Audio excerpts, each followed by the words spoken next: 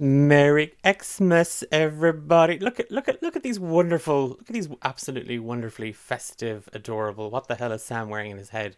Players.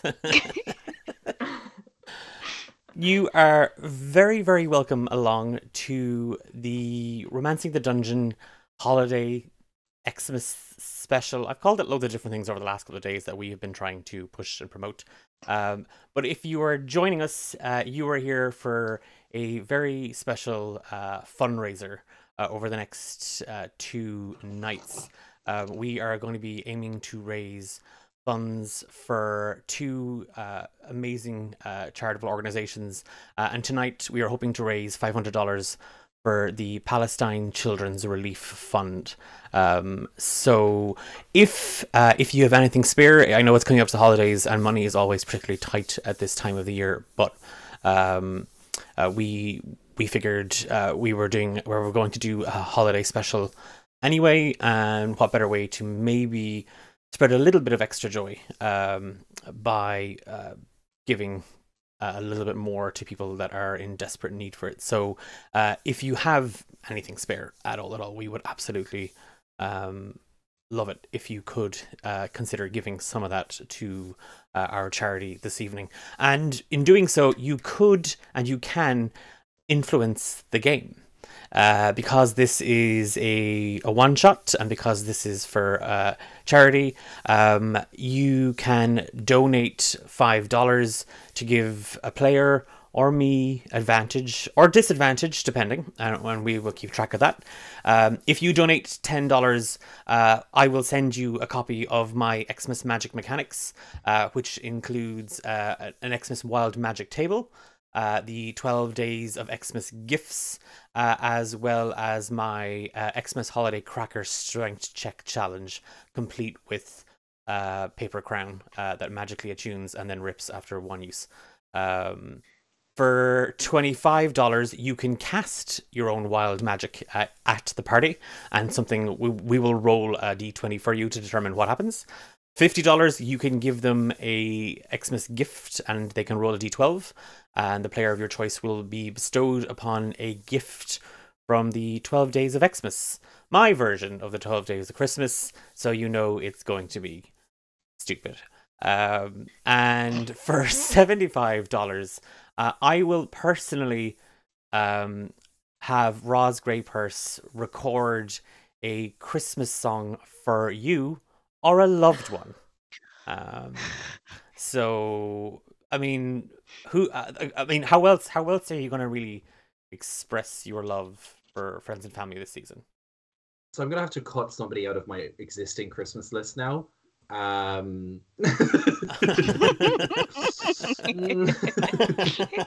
Yeah, or get revenge on an enemy. Like what else is the holidays for?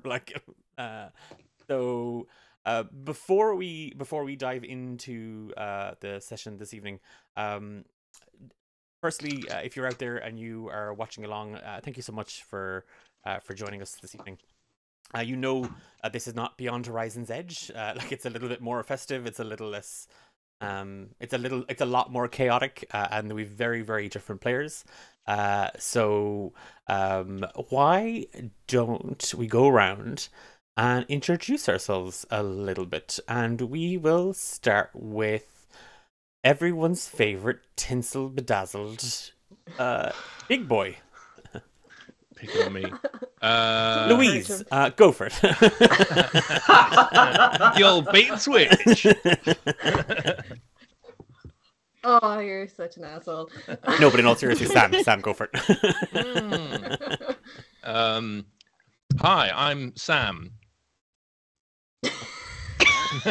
I don't do these. I don't know how to do these. I am me. I play Nate/Ivan on Romancing the Dungeon. What else do I say? That's kind of it. We're good. Oh, great. Brilliant. Okay. Great. Hello. Tendai? Hi, I'm Tendai. I play Grey Stormfield most frequently on Romancing the Dungeon. And I will introduce character for this game as well, yeah? No, we'll hold off on that for 2 minutes. This is just purely about you, okay, cool, and stuff like that. Yeah. Louise? Hi, I'm Louise, the punching bag of the group, and I play Fia on Romancing the Dungeon. Yeah.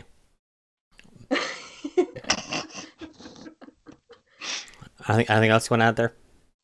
No. Leave me alone. It's now compulsory. That's going in the book. And Dahi? Hi, I'm Dahi. I most recently here on D8 Dungeon have been playing Deceit in Random DMs, a fun little series that has just come to an end. And I'll very likely be nipping at Declan's heels to be in more stuff. So you're going to see more of me.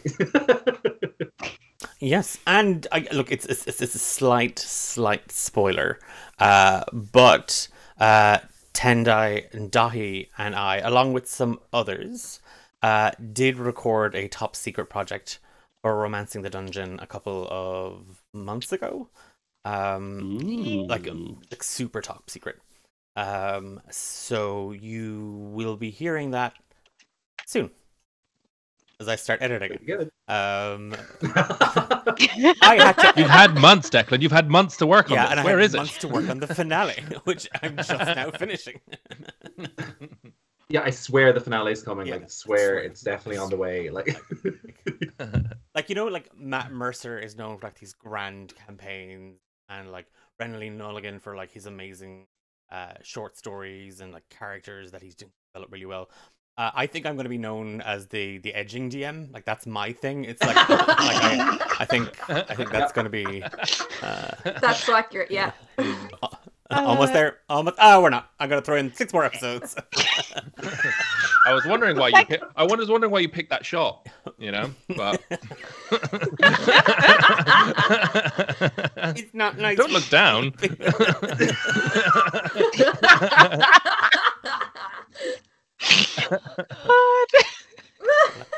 I guess I know who's dying first. We're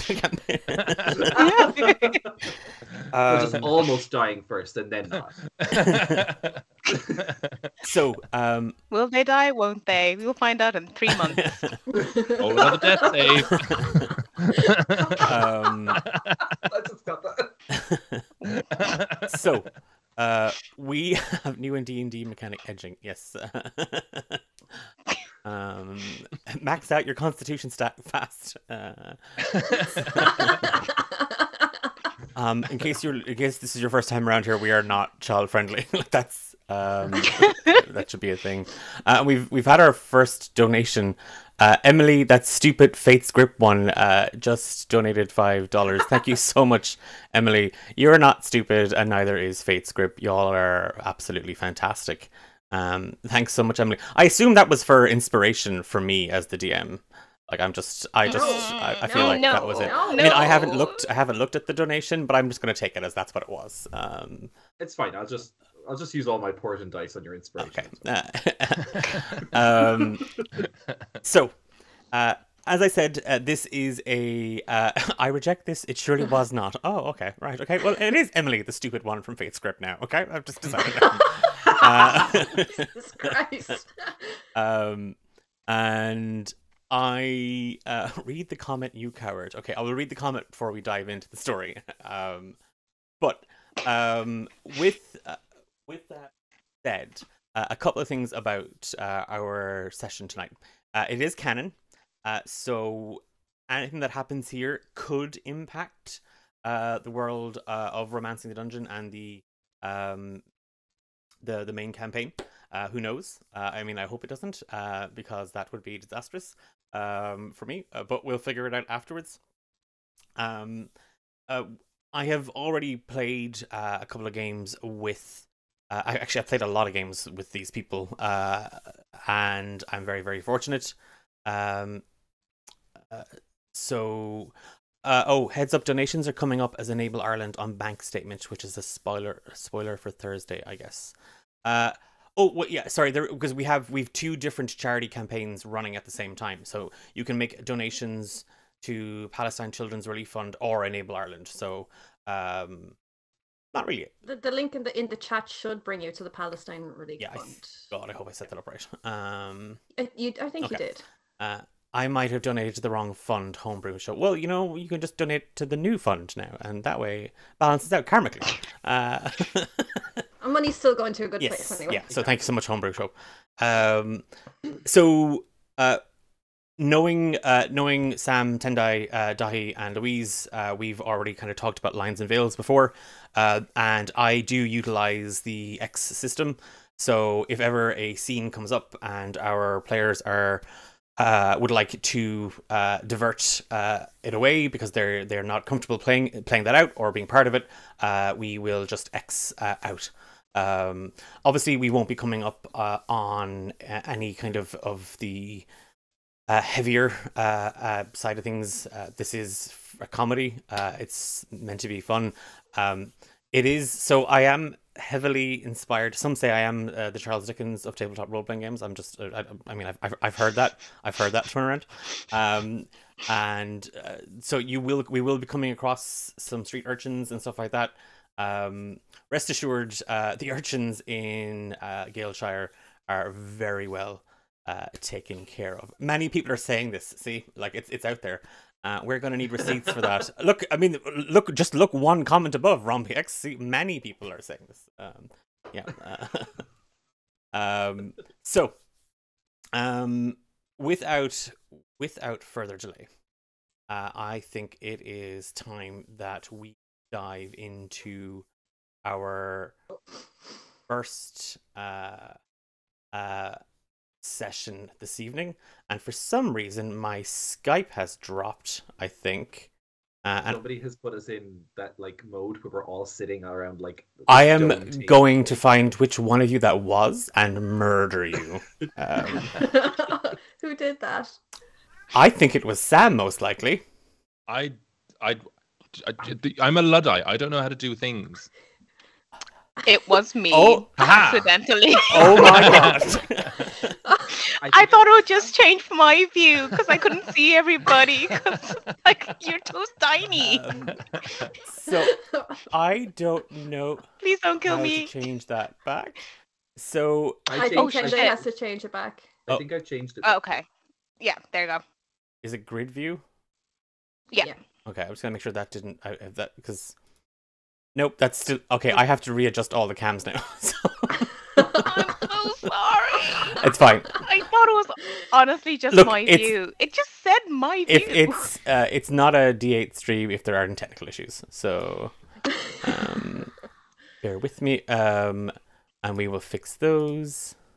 What do you do on normal streams when you don't have me to blame? What do you mean you? It blames me. Oh, okay. Well, that's fair enough. Yeah.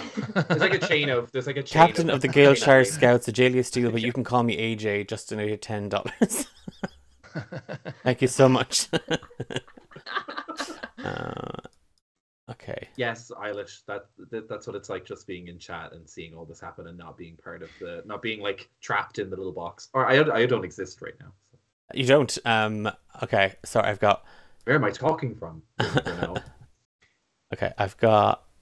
Sam's camera kind of fixed. This is I'm so sorry. The captions are slightly skewed as well. I'll get on those in a second. In the meantime, what are we doing for the holidays? What are we doing for Christmas? Everybody, let us know. I honestly did not know that's what happened. Terrible. I'm never using Skype again. Okay, so what the? I literally I have no idea how to fix Dai's camera because I've just Dai, you're now just you're like Modoc on my camera right now. Oh God, I like that. Okay.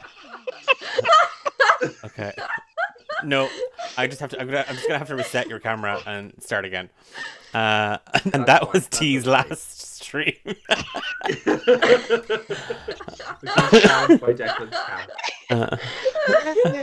I might just have to say it might have been a bit worth it.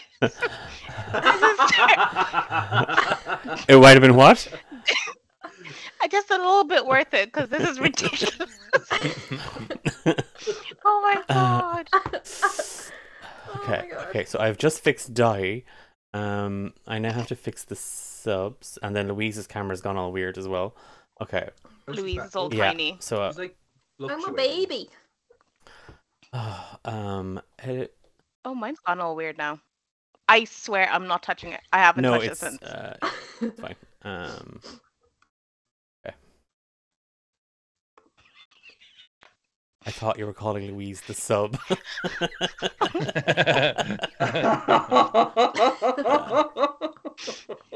Miss Patricia donated $5. Thank you very much, Miss Patricia. I hope it was for the shenanigans that are happening. And with that, we are almost 10% away to our goal this evening. Yay! We haven't even started. So Donate more and I will fuck up don't more fuck stuff. up more shit, because I will just leave it. Okay, so okay. I heard that Dungeons and Dragons was played on this stream sometimes. You guys heard that? Occasionally it has been. Occasionally. Yeah. Yeah. We dabble. How much money for another together mode? Yes. The thing is, we're just going to be watching Declan's sanity unravel. That's what this stream will devolve into if another together mode happens. So that I am doing this while in the middle of correcting a truck ton of assignments for students. So my insanity already is on like kind of a very fine thread. It's like with the stress of the end of the first semester. So yeah. What happens if it happens again? Let's find out. But if Louise's camera would stop changing, that would be great. Like it just keeps changing. Did it again. I'm just. I don't know. I think- I don't know. I don't know. I think it just has a mind of its own at this stage. It really Yeah. does. You can't keep Louise. Well, no, I can. I just can't keep her the right size in the box. Homebrew show. Yeah. She keeps. Yeah, you keep going into she- one corner of the box. Oh, mine did it as well. My favorite thing No, it's about bad. This is these going to be charity streams interesting. is it's canon to just consistently mess with Declan until he breaks. Oh boy. He is actually it. loves it though. That's half the reason he comes back so much. Oh, we're really airing Declan's laundry here. The edging, the humiliation. Okay, so I'm just gonna. Okay, I think we're good. And okay, I'm just gonna go very quickly into our Tiltify so I can keep an eye on the rewards and stuff. Okay, and then we should be good to go, I hope. And again, if cameras change, I'm just gonna leave them as they are. I think they're fine. It'll be fine. And then we have to It'll play be as up. those characters. Yes, those. Yeah. Well, like two of you are like playing fairies already, so it's fine. If the camera gets reduced, you're under the reduce spell. Yeah. And vice versa. Aw. Oh. So I just read Emily's survey response, and it was, "Who do you want to give disadvantage to?" Declan, because he shouldn't succeed ever.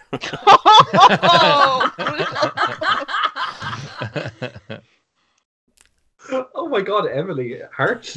Wow. Wow. Just wait for Fate Script to do a charity Yeah. stream. Yeah. That's it.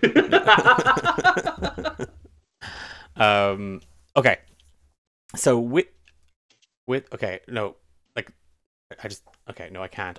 Tenda's camera's gonna drive me up. No, okay, I'm just gonna leave it. Just don't look at it. Don't look at it. Yeah, just don't look at it. It just keeps like Hello. without It just looked like a tiny little sliver camera there. it did. It got like really tiny. Without further delay, and much to my chagrin, I have to just try and fix Tenda's camera. I'm just gonna. I'd like to take this time to apologize for. I mean, I don't think it's an apology if you laugh through it. It's a laughter of fear. Shame. Laughter of fear. I'd like to take this time to apologize to you sincerely. Okay. I think I fixed it. I think we're good. I'm going to leave it alone as it is. Is it ironic that together mode would be the thing to tear us apart? Is that kind of lovely? You can have inspiration. You can have inspiration. Oh, yay! Even though we haven't started. And also because it just annoys Sam when I give inspiration to everybody else. So. Okay. I'm the only one that get inspiration. Sure, honey. Okay. It is coming to the end of winter cycle, and the Kingdom of Galeshire is absolutely and totally wrapped up in all of the excitement for the upcoming festivities of Exmas, which, if you find yourself living and working in the capital city of Galeshire, where our 4 unlikely heroes / retail workers do happen to be based,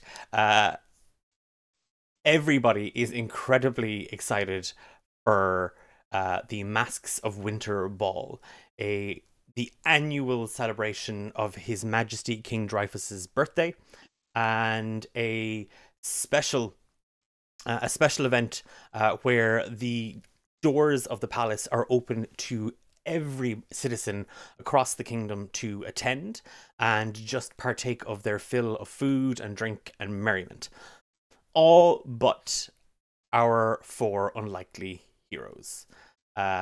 Joy, Minerva, Florian, and Daisy. It is the Xmas Eve, that last minute rush around the night market. And as the 4 of you make your way to the pop-up shop that you have been, we are just over 10% of our goal, by the way, and we're 22 minutes in, so yay. I will keep an eye on rewards and stuff like that if anybody has picked up anything, and do feel free to shout them out as well in chat. You have it's bitterly cold. And the cobble streets are laden with snow and muddy slush, and the air, as bitingly cold as it is, you get the odd like flash and slap of kind of warm air and smoke as you have a blast of cold wind just kind of rush under the castle bridge.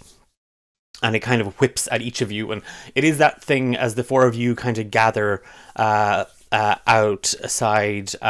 the Java Bean hot pot black pot goop store, a pop-up artisanal coffee shop. You have the 4 of you have kind of met before gracing your current abode with or your current abode of employment rather, as you wait for your coffee order. Florian, as the first to arrive, what do you order? Like, what is your drink of choice from the coffee stall, and what are you doing to bite off the cold?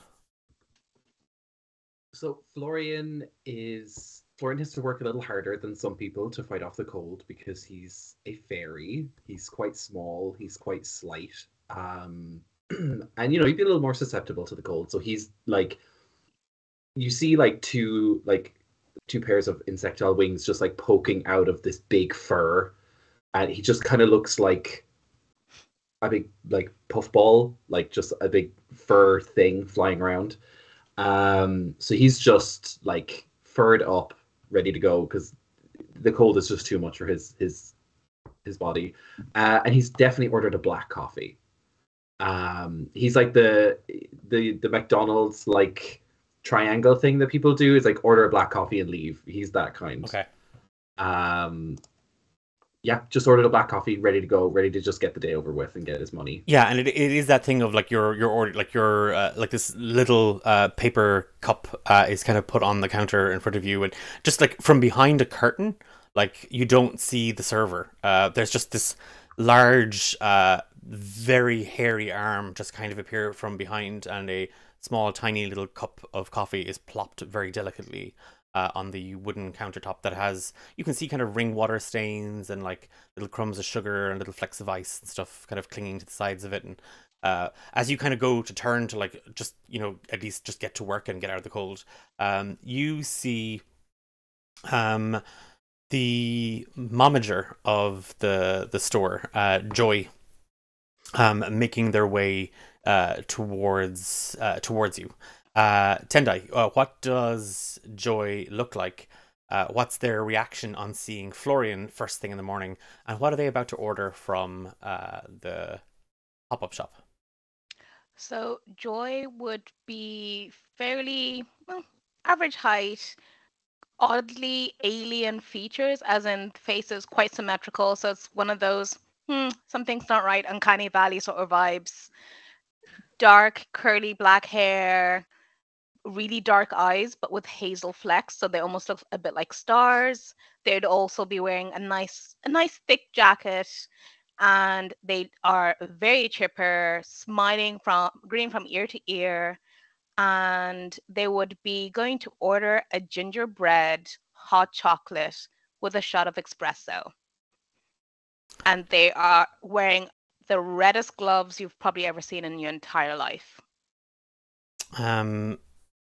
You have you, as you kind of pop up, it's they again, you're on like well, not first name basis with the entity behind the curtain in the coffee shop, but they know you, they sensed you coming, and your order is kind of as quickly, Florian, as yours is put down, like another arm just kind of comes out. It does not look like the first arm. Like this arm looks like it belongs to like a burlesque dancer. Like it's gloved, and like it's kind of like this black satin, and you can kind of see kind of rings and stuff. It looks like a really fancy hand, and it just plops your order right down next to Florian's, and the pair of you are kind of just standing there shivering against the cold a little bit. Thank you. And Joy is going to look over Florian. Hello. How are you this morning? Same as every morning. It's so cold. It is, but doesn't it just remind you that you're alive? It's wonderful this time of year. Unfortunately, it does. Oh. Joy's just going to take a really awkward sip of hot chocolate. Like, Florian is just unfazed and just necking this coffee. It is pretty much nearly done at this stage. It's like a single shot. Yeah. Daisy, you come flittering down through a small side street.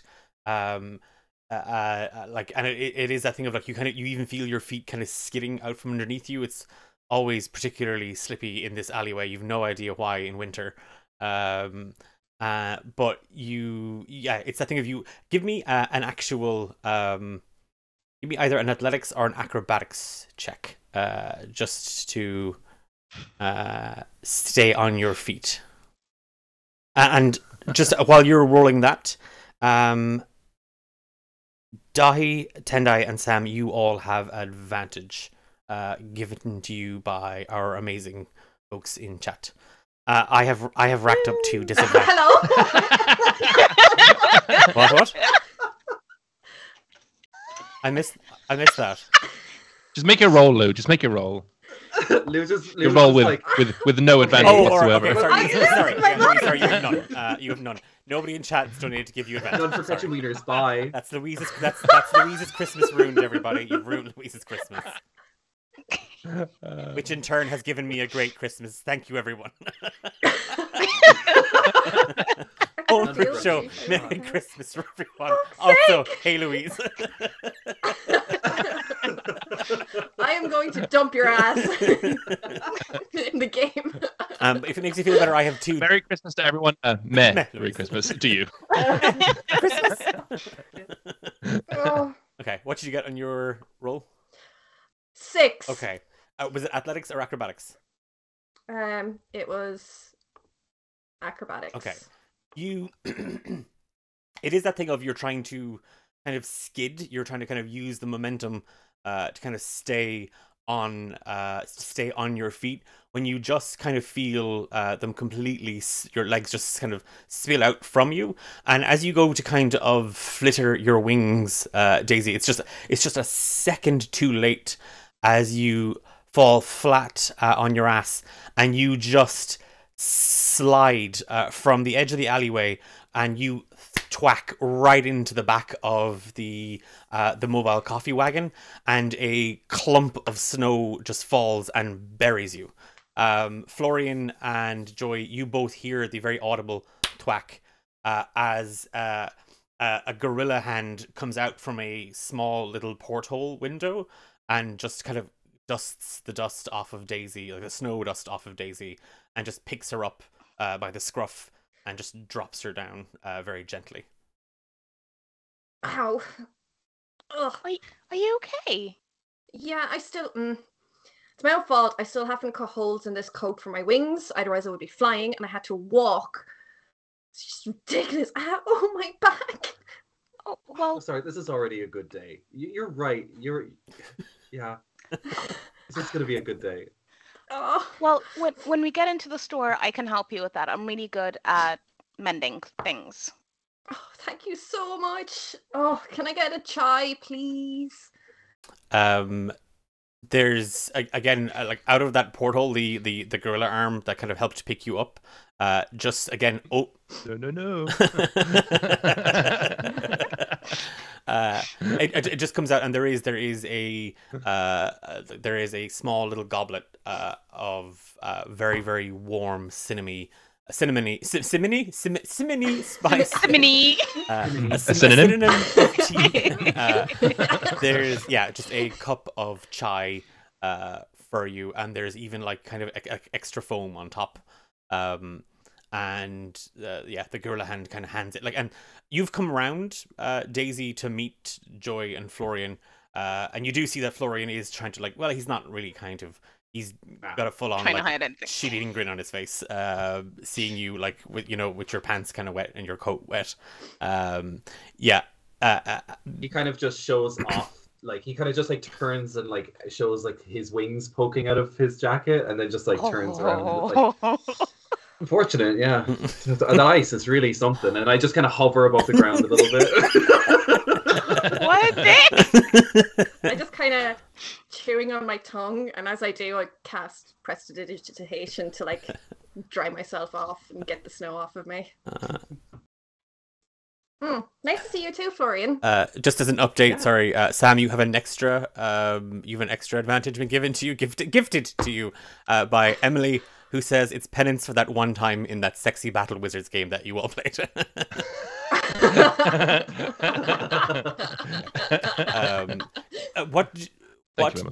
What does Daisy look like? So, Daisy has red hair, and it's all tightly pulled back in a high ponytail, even though it doesn't need to be, because her features anyway are quite angular. So it's not doing her any favors, and she has a tiny little like green and red hat on, and then she's covered in this this big heavy green coat, and is wearing mittens with fur around the edges. Okay. And as the three of you kind of stand there, kind of shivering, you can all, like, again, it's that moment where, Joy, you kind of put your tea back on the counter, like, just kind of like to rest, and your eye catches, and you just see like a ripple in the cup, like the tea itself, the coffee. It actually ripples, and barreling down under the castle bridge, the three of you see the unmistakable form of Minerva Mini Manslayer. That's Mini in like parentheses Manslayer, not like Mini Man there. just in case she does not kill fairies. Well, we don't know. Maybe she does. Yeah. But you all see Minerva just bulldozing her way towards the three of you. Minerva, why are you late to work again this morning? Well, Minerva was late because she was trying to because she knows everyone in the shop dresses really nice. She doesn't dress nice, so she spent the morning doing her nails and then trying to get to the tips of her horns because she's a minotaur. So she was trying to match the tips of her horn and paint them like her fingernails. And then she spilled the bottle, so it's kind of fallen down on her pants, and now it was like a whole thing. It's a whole thing. It's a whole thing, everybody, as Minerva rushes towards the four of you, and just as you are about to kind of barrel into them, Minerva, you manage to kind of catch yourself and kind of skid into. Well, you're going to stop to skid, but let's see if you do it well. Give me an athletics or acrobatics check. Okay. That is a 19. You do. It's like your hooves just kind of. It's that thing of it's almost like the Fast and the Furious with the car swerving. You crash. Adrift. Someone donated $25 with "Do right by this, you bastard." So. Okay. Yeah. So you call Tokyo Drift by his name. There has to be a bardcore version of the Tokyo Drift song. It has to exist somewhere. You full on skid, turn, your hoof, your back foot just kind of goes out from you, and it just you actually trail of smoke under my hoof. Well, Christina Yamaguchi. Yeah, there's it's like powdered snow and everything goes up into the air. Florian, Joy, and Daisy, give me dex saving throws. Oh my god. Oh no, I'm really good at this. I'm not. Oh no. Hey, that is a dirty 20. Okay, that is okay. That's a 13 for me. It's a 14. Okay. You all get a little bit of snow on you, but the most of it actually ends up spraying a small handful of urchins and orphans that have wandered out into the night market looking for odd jobs immediately. So you have, and they're all laughing. They all think this is hilarious. They're yay, it's snowing, and a few of them do give you absolute evil eyes, Minerva. It's full on I'm sorry, I'm so sorry, I didn't mean to. I wasn't ready for that. Florian just holds I'm doing a silly little voice, okay? Don't make fun of me. I just wasn't. It's not D&D if you're not doing a silly little voice. They all they run and they skip and they hop and they dead stare at you as they all kind of pass. What have you ordered, Minerva, from your little from the coffee shop? A flagon of mocha. Solid choice. Nice. Yeah. Solid. Yeah, it comes out, and as the four of you are all kind of standing there, you're waiting. You have a full-blown moment, and it is that thing, Minerva, as you kind of stand there, your eye kind of darts into the market that little bit, because you do go looking for the children. You are kind of oh gosh, are they okay? I feel a little bit bad. Maybe we can help them out.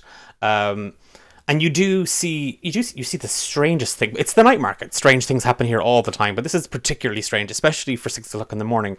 You see a very scraggly, scrawny, weedy looking little kobold wearing a sackcloth tarp jumpsuit type thing, running. He's holding something and he's running and he's rushing. He's trying to get somewhere.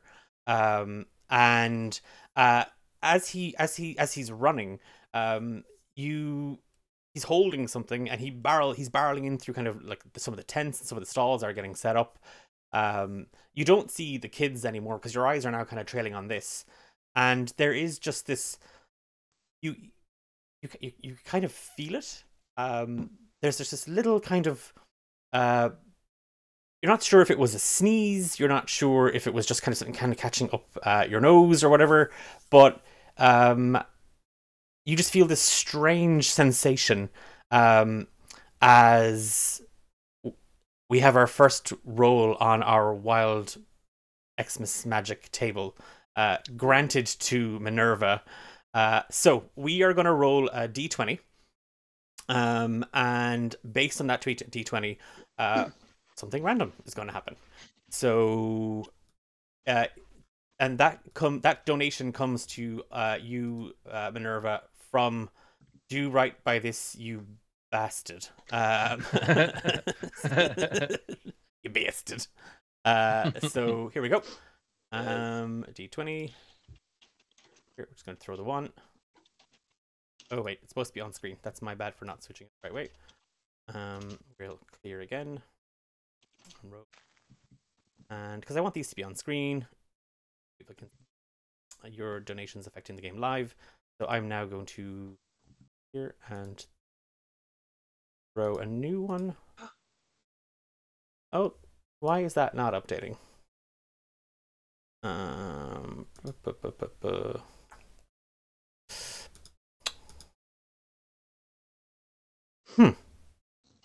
It did not update. That is very, very strange. Oh, there we go. I have to. Okay, so clear and throw, and here we go. Jeez. That is an 11. Den TV voice, roll the dice. And on an 11, you have. Oh, for the love of all that's holy. Oh, Christmas tree. Roll a d6 for me, please, Minerva. Okay, d6. Oh, Tannenbaum, oh, Tannenbaum. 5. 5 pine tree treants, like little saplings, just appear around you. And they all immediately just kind of rush in and they just give you a big hug.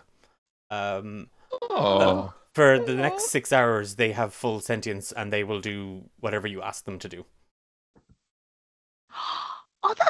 That's deadly. That is really And for cool. $25, you too could have something deadly like sentient trees helping you out for the day.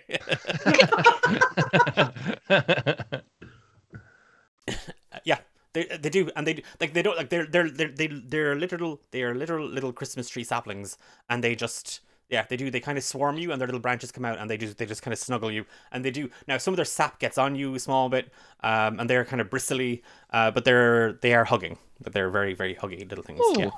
aren't you sweet? You're a sweet bunch. And then I'm going to look up. I'm going to see that kobold still around. Vanished. Oh, right. Well, it's nice to meet you. I best be off. And then I'll start heading back to the group. They follow you in single file. Oh no. Right, guys, I've got some helpers for us today. Oh, thank God. Is that all right? Yes, absolutely. Joy is just going to like hunker down a little bit and say, "Hello, I'm Joy. It's nice to meet you." And they're gonna have this like, you know, the baby voice you give to pets. Like she's trying so hard not to start baby talking these. 100%. I will. In the middle I'm of going to this give you alleyway. inspiration if you do the baby voice to the trees. Oh. Okay, fine. Joy is gonna be like, "Oh, aren't you the cutest little bunch? What's your name? Oh, aren't you so pretty? Oh, that sap is going to get you quite messy, Minerva, but they're the cutest little helpers we're gonna have all year. Yes, it is. Oh, this is just wonderful. Florian's Why not don't you sure like Shirley? what's bad or good about this, that we have help or that I'm going to have to listen to that all day. It's like, what? He's like, is this good or bad? I don't know. with your troop of treants, Minerva, Joy, Florian, and Daisy, the four of you plus five head towards the pop-up store. It's located a little deeper into the night market than some of these other stalls that are around you. But this particular season, you have all been working in a brand new store to the night market. Though the owner, Derek Moonbeam, is he's a regular stall holder. This season, you find yourself working at Tough Knees, a knee-based pop-up shop, specializing in all things knee related, from guards to pads to socks to supports. You name it, you need it.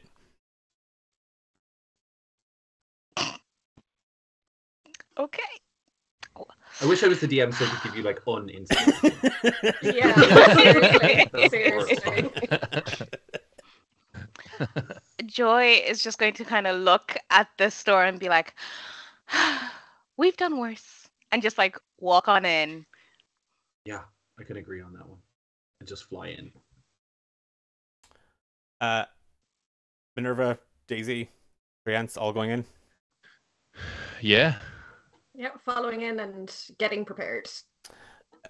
You, kind of swanning in one after the other. You find the owner, Derek, just sort of haunched over the counter, and the shop itself is just lined with all these various knee related products, like organized by type of support, material, color, cost, you name it. There's a bargain bin of like replacement knees just over there to one side, and like a mix and match for another. You see that he's kind of standing there and he's just his shoulders are kind of squared back and he's a steaming pile of cup of coffee next to him, and he's just Good morning, Glad you said Derek. coffee there. Get out. Just get out. He kind of he stops to kind of like take a moment as he kind of hears the bell. Okay. First rule of business, Derek. Don't show your weaknesses. And he turns back. He turns to face all of you. Literally. Can I just say to chat that Rombie X just said these camera feeds are going to be the end of me.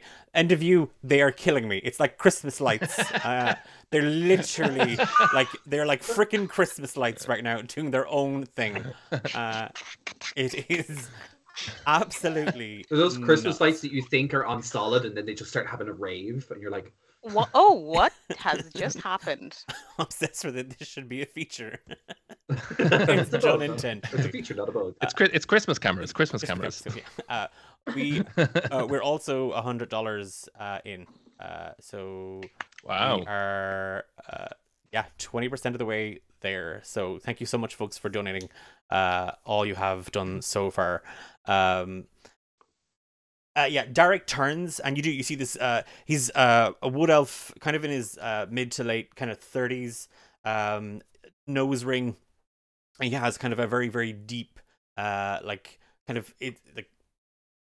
deep green neck tattoo of like a rose and a skull.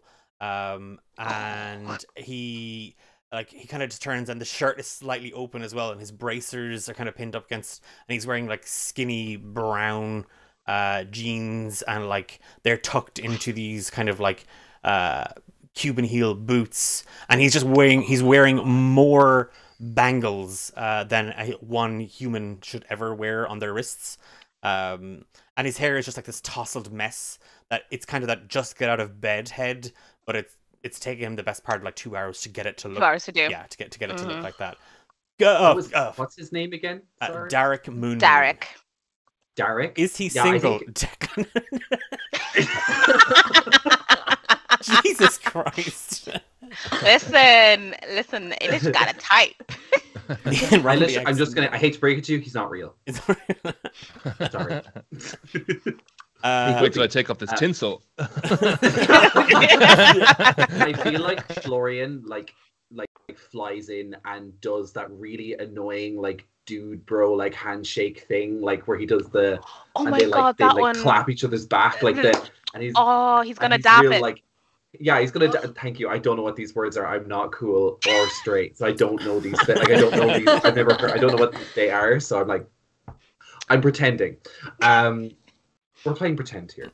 Yeah, he's going to dap it up, and he's gonna be like, Derek, what's good? What's good, my man? What's good? Flow, bro. Bring it in. And he brings it. We're just getting that morning grind. We're just gonna, we gotta make these sales. Hustle. We're gonna kill it today. You gotta make that dough. Oh my god. Yeah, we're gonna kill it. It's those numbers are gonna be so up. My God. I'm so relieved to hear you say that, Florian. Just like, yeah, because your numbers are in the absolute porta potty, dude. Like I mean. Look, it's a new year, new me. Like this is the end of the year. We're good. Bro. We're good here. Like we're good. We're gonna get this bread. It's good. Okay. Well, I was up all night thinking about that. Like all night, just racking my brain, getting my business on, and just. Really, Joy, you're gonna want to get in for this because I'm gonna need no Joy, bring it. No, I'm gonna need you to. I'm gonna need you to really help sell this to Daisy for me. So come on in. You've got that. You've got that. I'm paying you to manage, so you've got to manage this for me. Okay? Oh yeah, manage I can do. Okay, so and sell. Okay, we will be able to do as a team. Okay, hear me out. Minerva, Daisy, you can kind of just tidy up. Minerva, great to see you brought your kids to work. They're such adorable. Oh, family resemblance is just uncanny. Oh, everyone loves that. Everyone loves that. I love children. I do. They're great. They should be in school, but they're playing truant.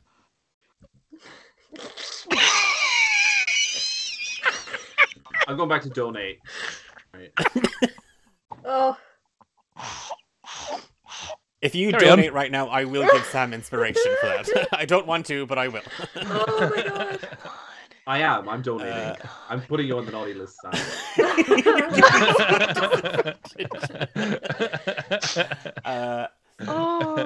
Okay, Joy. So I already put Declan on the naughty list. Yeah, I'm racking. I'm in good company. When you think of knees, what's the first thing that comes to your mind?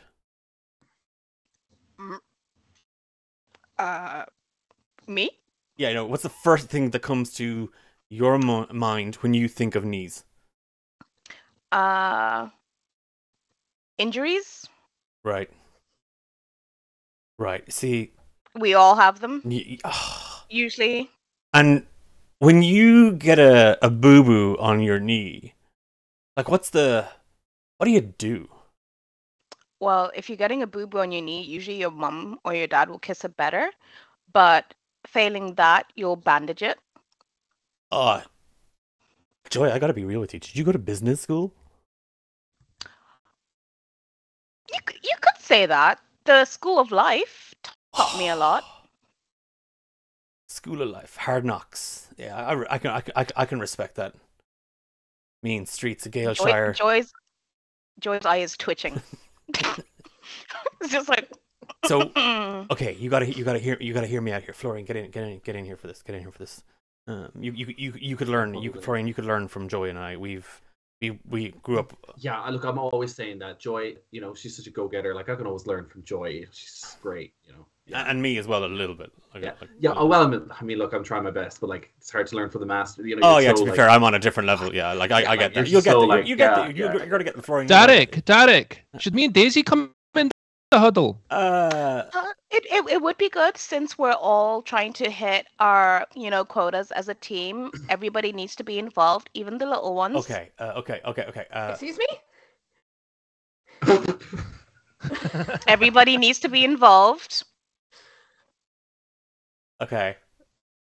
Minerva, you wanna bring your? I mean, yeah, it's. Oh, can I bring the weans in? You can bring the weans as well. Mhm. They can be in for this as well. Right, come on, guys. Okay, Come on. Joy, I gotta talk to you real quick though, because you're gonna have to handle this because I have to step out for a meeting. So, I made a mascot costume last night, and I'm gonna need you to get Daisy to wear it. Excuse me. Yeah, I was up all night. Okay, we're selling knee-related paraphernalia. Yeah. What costume did you make? It should be like Nancy the knee pad or something. Like that sounds really, Is she- that sounds really dope. Is she gonna look like a knee? Those are all great ideas. I just thought big giant snowman. Okay, that's But actually snowmen don't have knees. If I'm sorry, I And didn't mean to jump in. That is a very good point, Minerva. Snowmen don't have knees. Snowmen don't have. Well, They don't have But they legs. need knees. my They don't have them, backup. so they need them. My backup. Okay, hear me out, because when you go into business, you need a backup business. And my backup plan, was Florian. What did you say there a second ago? I said Nancy the knee. Nancy the knee pad. My backup The knee pad. idea. Yeah, that's what I said. So What's going on? we're gonna need you to dress Daisy up as a giant knee pad, and she's gonna hand out coupons. Excuse me? What?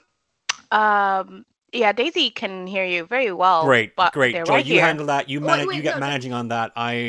I gotta bounce. I gotta make that No, bank. Derek, we still have to talk. You said we could talk about this yesterday. And we did, and we talked about it. No. We talked- No, good. I passed my probation. You said now I'm past my probation. I don't see it reflected in my wages. What's going on? You said we talk about this today. I said we'd see it reflected in your wages. Yeah. So where is it? It's getting reflected in your wages. So It hasn't changed. you give me your best Nancy the knee pad out there, and we'll see that real reflection shine through.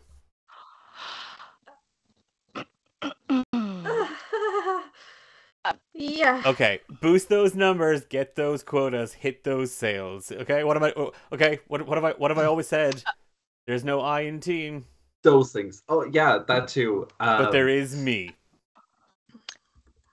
Yeah, that is very clear. And And meat. True. And mate, yes. which And we tea. all are a team Mm. of mates. Okay. Yeah, man. You're so wise. You go kill that meting. Well, Yeah, before Derek goes on his meeting, what are these quotas then that we need to reach? 40. Do you have them jotted down anywhere? Do I have them jotted down somewhere? And he goes, I do have a really quick one. It just popped into my head. It's never just one knee, it's always two. So why don't you get Florian to dress up as well, that the two of us can be knees together? Oh my god, and they would be matching knees. That sounds Nah, that is great teamwork. Because like some That people is don't only need like the great. one knee replacement thing like that. That's just not my vibe. But I you don't could think you I could don't- do one See, end. I would gotta do it, work on but my like numbers, I'm so I can't work on my quite big, numbers. so- I'm Joy, not there, Joy, you know, this it's is what I told you to manage. This is what I told you to manage. Okay, I'm hearing a lot of this. And you know what I'm not hearing? A lot of ka-ching and jingle jangle of coins. Okay. So I think you need to manage your team better, I will. Joy. Oh, And oh, do I? yeah, 42% increase in sales or no Xmas bonuses, and he scarpers out the door. Wait, there's Xmas As bonuses? soon as he's gone, Florian's like, I hate that prick. He comes back for his cappuccino and he hears you. Bye. Ah. I see you. Go kill that meeting. Go before I fucking kill you. Yeah, go. Okay. What a Okay. fucking prick. With That's gonna be really funny that you're gonna be a knee though. Oh no. That was a very good idea. Yeah, I think so People too. usually have I'm gonna two. go sort out the stock room? Oh real quick? no, no. Yeah, I'm just With gonna a face like sort yours, that. Florian, you deserve to be seen. People need to But the knee costume's admire gonna like your beauty. cover. Oh no, we'll cut a perfect face-shaped hole. You'll be the kneecap of the It'd be knee. gorgeous. Yeah, yeah. Mm. Beautiful. Yeah. Why don't we go? It'd be really funny when I'm the knee that can fly, and she's Oh, I'm not gonna wearing be my on floor. coat, idiot. no, you'll be too wearing a knee. sweaty. Do you want to sweat in your coat, Florian? That's not a great idea. I'm good. This cold is the. You know what? I'll be the knee. I'll be a knee. I'll be a knee. You'll be That's the fine. best knee. I'm I gonna know be you will. such a great knee. You will. I'm You not will. going to do anything else today. And then Florian's going to float away and look for a knee costume. Okay. You do find that in the back room next to the stock, that Derek has kind of hot glued a couple of like foam pads together to make the shape of a knee, and like he's drawn like a little happy face on it. And there's two little face holes for you to use, and there's straps and stuff to wear to kind of hold up onto you. Weirdly enough, it does count as light armor, and if worn with your actual armor, it does give you a +1 to AC. Oh, Cool. okay. Sure. But all persuasion and deception checks are at disadvantage because you are a giant knee. Of course. That's so fun. Okay. So Florian and Daisy, you are getting ready to put on your knee costumes. Joy, you are kind of getting the store kind of open. Minerva, what are you and the little tykes doing? Well, I'm just sort of Minerva's concerned about the mess, so she's gone to the back room. She's gotten 5 mops, and she's handed each of the Treants a mop, and they're sort of chasing each other around in a circle, cleaning up each other's sap that they're leaving. So they're just sort of in a circle, cleaning sap. It's gonna be the cleanest circle in the store. Good job, you guys. Okay, so what I'm gonna need is Florian and Daisy you can make any roll. So I'm gonna be taking a leaf out of your play in random DMs die for our sort of like mad dash through a scene. Cool.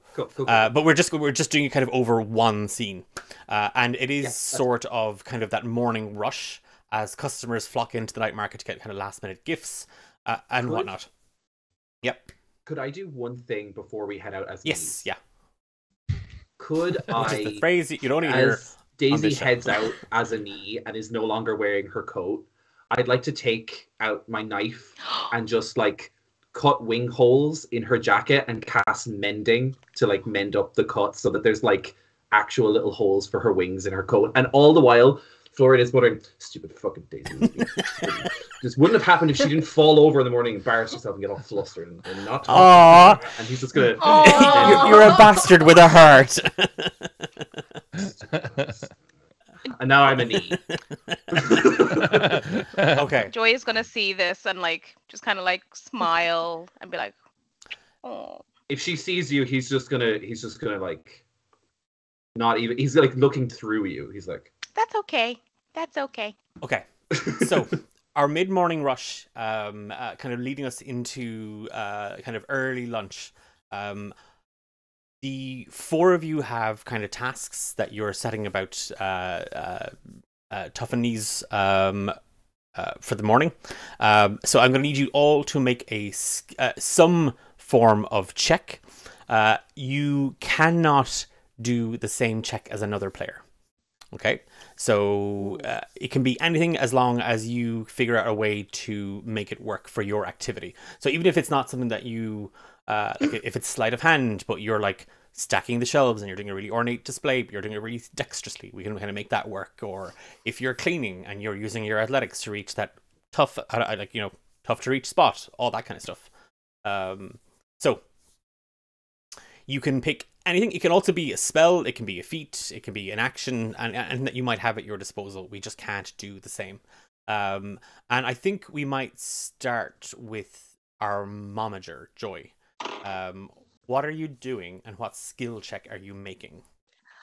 So Joy is going to harness their inner manager and just kind of like take a step back and survey the entire store and just think that Derek did a fucking terrible job organizing everything. Everything just looks so unfestive. It looks boring, looks medical, and they're going to use their insight skill to reorganize and reshuffle all of the knee paraphernalia and start crafting some shit to make it look a bit more enticing. So, kind of based on like customer satisfaction surveys, you've kind of an insight into what the customers want and how best to lay out knee-related products. Okay, give me an insight. Give me an insight check. Yeah. Only here on D8 Dungeon. How to lay out your knee-related project. Minerva. That is a 21. Okay, 21 for reorganizing the store. Minerva, what are you doing, and what role are you making for it? There's a smell, so I'm just going to try and find the smell. Oh, I'm sorry. So I'm going to roll investigation to find. There's sort of like I don't know. It's catching in the back of my throat a little bit. So I can't. So that is 7. Okay. So with a okay. We'll come to your 7 in a second. Daisy, what are you? Obviously, you're being an E outside floating. What are you doing while you do that? Okay, so I'm going to use, because this costume is hideous on the two of us, I'm going to use Druidcraft and use Arcana to just add some more Xmasy effects onto it. So little sprigs of holly and mistletoe kind of sticking out in different areas. Okay. And like you have that. Druidcraft as a... Okay. I do. So you can... Now remember, you're supposed to be a knee now, not a mistletoe. Get the Oh God! fuck. Give him disadvantage. I'm doing it again. I'm donating. Oh, again. actually, yeah. Sorry, Sam. That first roll should have been at disadvantage. It can't get worse than 7. Yeah, but I feel Yeah, like nat one. I nat one it. Okay. And yeah, Louise, you can give me an Arcana roll at advantage. You asshole. Did you get a 1? I literally just got a 1. It's a Christmas miracle. Miracle! Oh no! Oh, We manifest it. It arrives. okay. I am the You smell. are the smell. Yeah, you are. And you're gonna have to try and hide that from the rest of the team for the rest of the evening. The Oh, trends God. are only doing a passable job at hiding it. Yeah. Oh my God! You basically have conjured these pine trees to mask your own stench. They're basically those car air. Oh my God! fresheners. Air fresheners. You can give me an I Arcana am. check at advantage, Daisy, purely because you are attempting because you have your Druidcraft, so we'll let you have an advantage on this. Thank you. And while you are doing that, Florian, what are you doing? And So what is your everybody skill check? took all of the skills that I'm proficient in, Oh. like literally one after the other. It was like investigation, insight, Arcana. I was like, shit, I only have one more left, but because I'm a fucking me, I have disadvantage, which is hilarious. So I'm gonna go with deception. No, you do have an advantage, so you could use the advantage to cancel out the disadvantage. True. I probably will. Okay. I'm going to use deception, and so Florian is going to be like throwing messages around into people's heads. It's basically like Instagram ads, but like in your brain. Like he's just like shooting ads about knees at people, like Love left, it. right, and I center. love it. It's terrifying. It's so awful and so invasive. It's Galeshire Blade Runner. It's Oh, okay, that's not bad. That is Okay. 16. And on your Arcana check, Louise, sorry. I got a 22. Okay. So, Sick. whatever. As the sorry, that was a natural one for Sam, just as an FYI. And if you'd like to continue to give shut up. Sam natural ones, just roll donate. You as you are so Joy, you are busying yourself around the store, kind of reorganizing it after Derek's mismanagement of organization. And it is that strange thing, Joy, as you are and you are doing an amazing job at it. Like the place looks fantastic, but there is this thing you can't quite. There's a smell. There's just a smell. It's and like you've lit like a cranberry and spiced burnt vanilla cedarwood smoked candle to try and just kind of mask it a little bit, but it's just lingering, and you don't really know where it's coming from or what the smell actually quite is. It's that kind of like it's sticking. Florian and Daisy, as the two of you waft out past precariously through the really, really ornate and festive Xmas displays of kneecaps and knee socks and knee pads and knee supports that Joy has spent the morning kind of organizing and constructing. The both of you also catch that smell, and you waft past the saplings, and you see that they're bunched up around Minerva, and she's looking a little, or not quite, she's just looking a little sheepish, and she's kind of pretending to be like dusting a shelf. But the two of you kind of float on out. And yeah, your costumes it's that thing as you pass through the door, like the knees are a little bit more festive, like they've kind of got like a little glitter of like snowflakes on them, and there's kind of like little mistletoe berries and holly and little sprigs of, festive ivy. Like you both look like drag queen kneecaps mascots. That's a great name of a band. And yeah, they're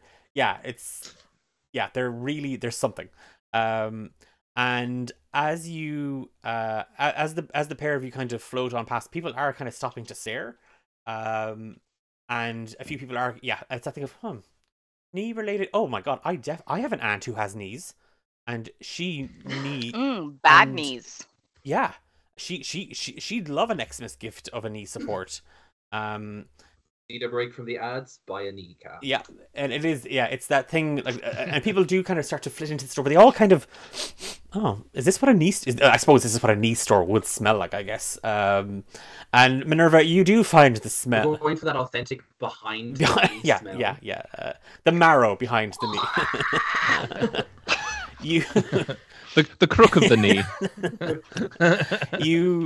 Minerva, it is that thing of like you're like, there's a smell. There is a smell, and you're like you know what it is. It's you. That mocha ran right through you, like it just it was potent. Might have been double shot, triple shot, and the little tree ant saplings are all kind of huddled up around you a little bit closer. And they're still continuing to mop and clean and tidy, but they're not really, because they're now just trying to help you mask the smell of your farts. As you busy around the store. I've got 4 stomachs. Just be nice to me, alright?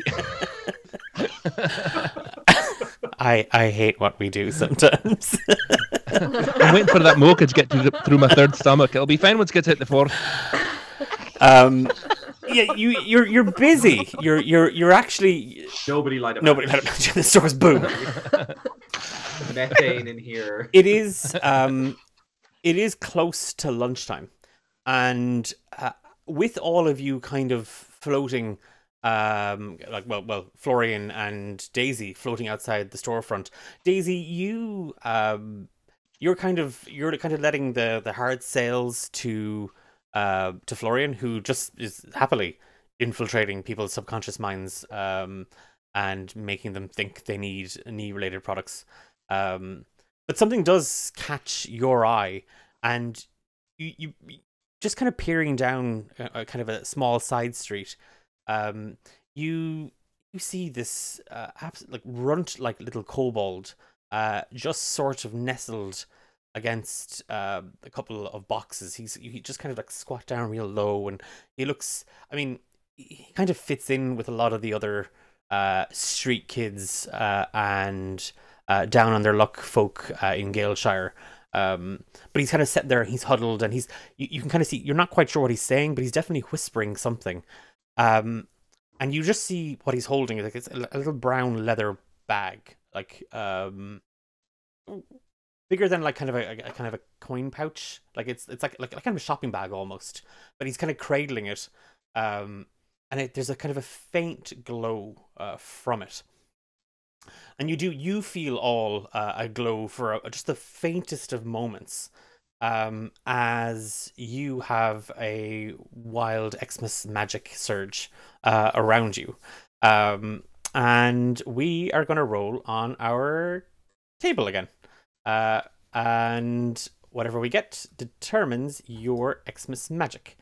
So, with a 1, okay. On a 1, you roll on the table again, and we double the effect. Oh god. Oh. 15 God. treants. Okay, so we're gonna roll again, and we will. Imagine you get another 1. Oh gosh. Double it and give it to the next person. Okay, on a 14. Well, this is quite useful. Okay. You have figgy goodberry pudding. You and any allies within 5 feet of you immediately receive the benefits of goodberry. So we are going to say, using Siri to let you know that I take great offense to down under folk as a descriptor. Not down under folk.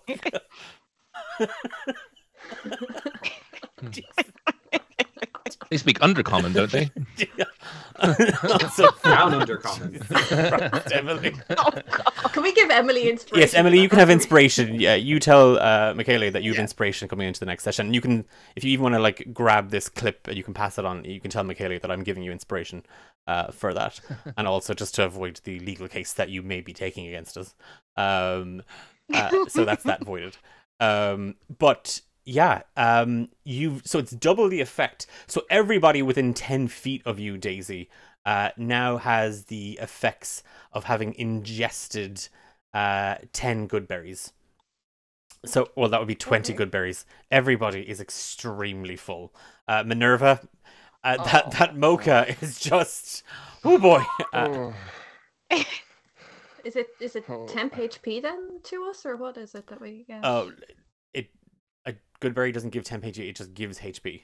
So had you been low on health, but you are all full. Like it does fill you as well. So you just basically got everybody free lunch.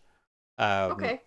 But as you are like, it is that thing of like you all kind of feel it instantly. It's that thing of like, oh wow, I feel full. You realize the kind of the time of the day, and it is actually lunchtime. And as per night market bylaws, every stall must close for at least 30 minutes during the workday to provide employees with lunch, not paid for by the company. It is that thing, Florian and Daisy, where you can now float back inside and take the knee costumes off and just relax for a little bit. Ugh. I never thought I'd say the sentence, I'm really sick of being a knee, out loud. But I did. And this is the world I live in. I'm going to go get a coffee. Anybody want one? No? Okay. And then I'm just going to float off and make a coffee. I'm going to make a pot, but I'll be making it for myself, but I'll be leaving the pot out. Okay. So, Florian, you're going to have to make a cup of coffee. Joy and Minerva, what are you doing? Joy is probably going to have a little thing about the smell, because having a smell that lingers probably isn't good for sales in the store when people come in. So they're going to try and like narrow it down and just kind of like stealthily walk around the store and kind of Sniff out. Sniff it out. just kind of sniff it out, but they're going to be very subtle about it when they finally figure out where it's coming from. Give me if you're really trying to sort it, like source the smell. Give me a perception check. And Minerva, you're not, because it's not exactly a huge store. You 16 on your perception. Yeah. You can give me, Minerva, a roll of your stealth, I guess. And you remember you have advantages. And also Okay. disadvantage. Yeah. Oh god. And you have disadvantage on stealth checks as well.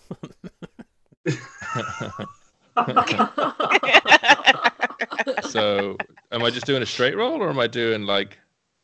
I mean, I fucked it either way. It's either a 9 or a 10. So take whichever one you want. It's the same thing. Okay. So, I would just we're going to cancel out one of your disadvantages. I mean, no, you'd have to spend 2 advantages, which you do have. If you spend your 2 disadvantages, you would cancel out both disadvantages. Okay. Well, I mean, again, I rolled twice. I got a 9 and a 10. So much of a muchness. Yeah, no, Joy, you know instantly that it's Minerva. Like, it's like there's literally, it's Minerva. Okay. That's grand. It's okay. Okay. Yeah. No, we're not going to say anything. The tree ants all kind of like the little tops all kind of bow, kind of like embarrassed a little bit, like they're yeah. Oh. I've got one. I've seated one up on like one horn, like in like where the horn sort of goes like this, and then up. They're like one sitting here. I've got one sitting here. Like, Oh, this is too fucking cute. Yeah, two. There's one hugging this leg, one hugging the other leg, and then I'm sort of carrying the other one like a little baby. Oh, they're really working hard to try and like, get rid of that smell. Like, literally hanging off you like those car air fresheners. Yeah, Joy is just going to be like grand and try to rearrange things so the candle is maybe a bit closer to Minerva's zone. So, Minerva's zone. Don't make me roll Constitution because I will shit Funky myself. town. And if we get a donation of $10, I will make Sam roll Constitution. If you donate to this really charitable cause, I will make my friends shit themselves in character. Fictionally shit themselves. Fictionally shit themselves. Daisy, Fiction. what are you doing? Who? Daisy. Oh. That would be you.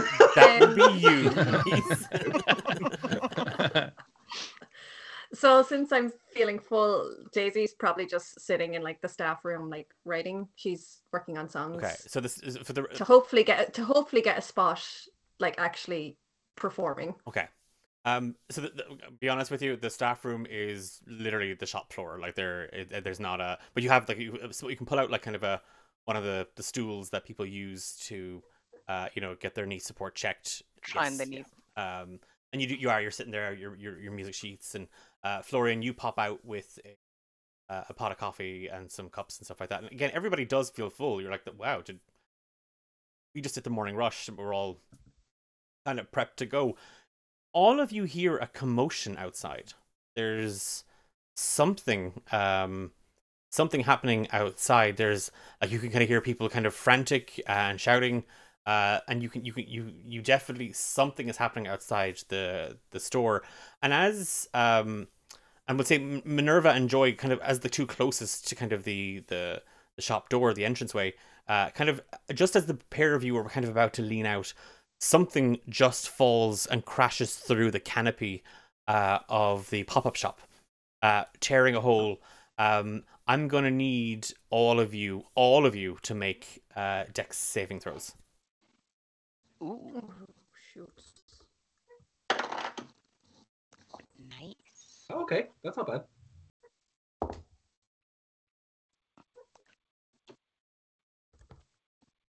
Oh no. Oh, Daisy. Okay. Wait. Why do I not have? 3. Okay, 3 for Daisy. I my should God. have a. 2. 2 for Minerva. I'm so annoyed. I wasn't attuned to my item. I got a 15. 15 for Florian. And I got another 16. Okay.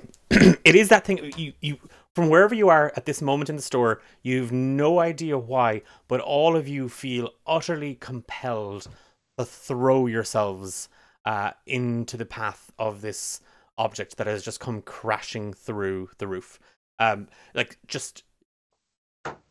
wasn't instinct, it wasn't gut reaction, you don't even know what it was, but you are just compelled to protect this thing. And all four of you kind of reach. Minerva, you kind of, with the kids in your arms already, it's like, oh, whoa, whoa, whoa, and that you almost trying to drop one of them, and you kind of go out to reach with your kind of free hand as you juggle one of the other tree ant children, but you kind of swipe and miss. Daisy, you fly forward, but one of the straps from the knee costume was still buckled onto you, and as you fly forward, it's now wrapped in the chair, and the chair just comes back up and kind of wallops you into the back of the head, and you spill forward. Florian, you kind of flit straight towards it. You don't know if it's the pep in the step from the caffeine, but you are flying straight towards it, and you just get two hands on it. But Joy, your hand is underneath it, and that's sort of like expert server moment where all those years working in hospitality, kind of just, it's the muscle memory, and its hand goes straight out, and you catch, and it is a heavy black and brown leather pouch, and there is something warm inside. The commotion outside is getting louder. Joy is going to like stick of the door to try and see if they can see what is causing the commotion. Okay. And give me a perception check as you were doing that. Florian's gonna like peek in the bag. Okay. That is a dirty 20. It's that thing, Joy. You can't help but kind of crane your neck to kind of get a look outside. What's going on out there? Like still kind of holding the bag out. You kind of lean out. You see. Oh, that's an odd looking. I mean, it takes all sorts. You see a bugbear and a couple of half orcs, and even a hobgoblin. They've bundled a raggedy looking kobold into the back of a carriage, and it is now it's effectively being spirited away through the night market, and people are like all kind of confused as to what's going on. And Florian, at that moment, you open the bag, and there's just this little of smoke and glitter and kind of white fire as just a burst of another burst of Exmas magic is released into the wild, as we've had another donation for some Exmas magic. Oh my goodness. And it wasn't named, but I think because you're the one that's opened the bag, we're going to have it kind of the magic being aimed at you. Sure. We're going to throw another d20. And that, okay, we just had a 14. We're going to roll another one. Okay, we can't have you all filling up on good berries. Oh my god, that's another 14. Like, is it stuck on 14? We're about to find out. So I'm rolling again. Okay, we'll take a 16. We'll take a 16. 14, 16, 17. We've got all 15. For the charity, we'll do a redo on that one. So we have a 16, and on a 16, underneath the mistletoe, you become the focus for any and all aggression. When an enemy gets within 5 feet of you, they must make a wisdom saving throw of DC 12 or be charmed by you. So you are a magnet for aggression, but when they get within 5 feet of you, they must make a wisdom saving throw. Okay. I like to think that like as soon as the Christmas magic like happens, like Florian just turns and looks at Joy and has like, it's like that bold glamour filter from TikTok. It's like, yes, 100%. What's wrong? What's going on outside? I Do I have something on my face? no. Is your face okay? Why are you making that Yeah. face? I don't know. What face? This is my face. Sure, Florian. Um, hold on to this for a second. And Joy is going to just like sweep outside and say, "What was?" And nobody thought to stop them. What's wrong with you? It was Grinchard. Nobody's gonna be. No, are you kidding me? No one's getting involved with Grinchard and his men. Are you? But they just kidnapped somebody in the middle of the street, and you all just watched They're like no. it was some They're panto. they're recruiters. Maybe Grinchard was just recruiting somebody very violently. Joy is just going to like look down their nose at this person and be like, and just say, and you said that was Grinchard? Yeah. And do you know where his, I suppose, his hideout or his headquarters is? Joy, commuter, we've all heard the Grinchard sales pitch. You've surely, given all your experience in the night market, you've dealt with Grinchard. Give me a wisdom saving throw. Ooh. Time to take some psychic damage. No. Declan's favourite role to make the players do. Yep. Ooh, shit. That is a 10. So you weren't necessarily recruited by Grinchard, but you know the name. It's famous in the Little Match Girl Matches distribution company. Grinchard is one of their top salesmen and recruiters, and you have been burned by the Little Match Girl Sticks company. And Emily, have a great day. Thank you so much for joining us and for all the havoc that you ensued. I hope the 9 to 5 treats you well. Mind yourself. Yeah, you ended up deep in the red because of the company and its scheming.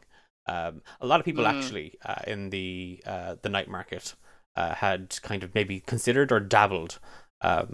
But it's kind of one of the reasons you are working these kind of like side jobs and extra hustles to kind of keep a roof over your head. Yeah, it if it sounds too good to be true, it probably is. It is. Okay. Joy's anger is going to kind of flare a bit at that, and just knowing how badly they stung me, and just kind of take a deep breath and just put on like a smile and just turn around and go back into the store. Okay. And say, pass. Let me see that pouch. As you oh, sorry, we did actually have a constitution roll for Sam. God, is that saving Constitution throw? saving throw, yeah. Oh no. Okay. Oh no. 10. Okay. Yeah, it's middling. It's a middling. A little squeaker. Yeah, A little squeaker. Yeah. It's a shark. Yeah. But You I'd like to trusted also a say bit that too much. Yeah, Florian, in making himself a coffee, also made a peppermint tea and left it near Minerva. Okay. just near her. Yeah, Aw. it is that thing, Minerva, where you're like, oh yeah, coffee. You even just take a tiny sip before you. Oh god, no, I shouldn't have. And there is a rumbling in your stomachs, 1 through 3, and you, as Joy, as you were outside chatting with the Earth Ganassi next door, a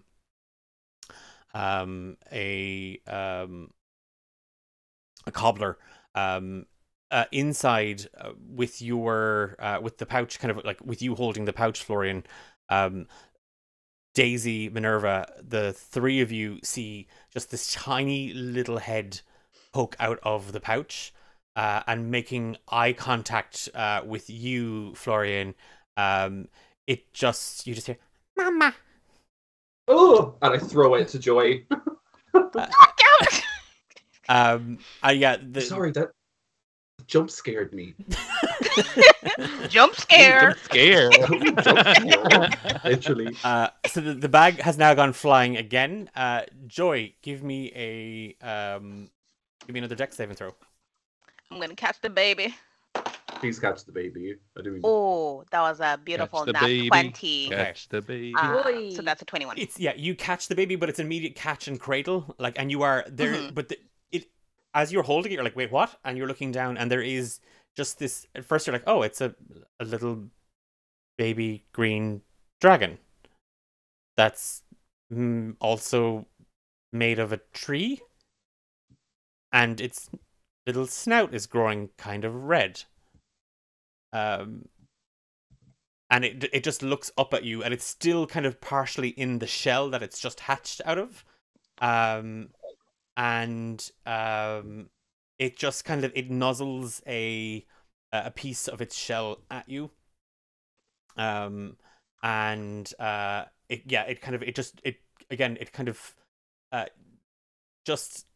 Just sort of wiggling and rolling around in it a little bit.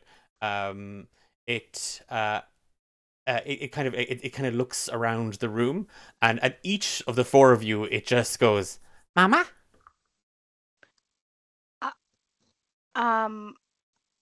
I don't think any of us are your mama, but we will find your mama. Yeah. Does that mean we get out of work? Are we? Do we get maternity? Well, I'm pretty sure, Minerva, you would qualify 5 times over right now yourself. Just on the clock, Minerva, you have about 2 hours left before the tree ants just become normal trees again. Oh no. Oh no! My wee babies. I know. All babies, comrade. I think Florian is going to just throw a mage hand over to the baby because he doesn't want to touch the baby, but he's going to throw a mage hand over and just start like picking off bits of the shell and just like it's just like concerned, but like not enough to get close. Joy is sticking her finger right in there, trying to help the little baby dragon. Yeah. As you do, its two little arms kind of come up, Joy, and kind of like it's holding you now. And you do see it like it's a little fat bottomed baby dragon. Like it's quite scrawny at the top, but it's just got chubby little back legs and a chubby little tail. And these tiny little nubby little wings they almost look like they're made of moss. You're killing T. I changed my mind. I am that dragon's mama now. I am a full blown single parent. I am mother. I am a mother. It's giving mother. And as it is that Mother chair. the four of you are just completely, you don't know what it is, but gosh, Florian, even with you and I don't want to touch it, but the mage hand can touch it for me. All four of you are drawn to this little baby dragon. And as each of you kind of moves up and kind of coos and kind of guffaws over it, you have a flash of an image. A forest deep within the Dragon's Back Mountains. The sounds of fighting. The panic and the fear within the egg as it felt the roar of its mother calling out. The screaming and shouting, and then the fire. And then running. And the panic little manic energy of a thing called a Flicky.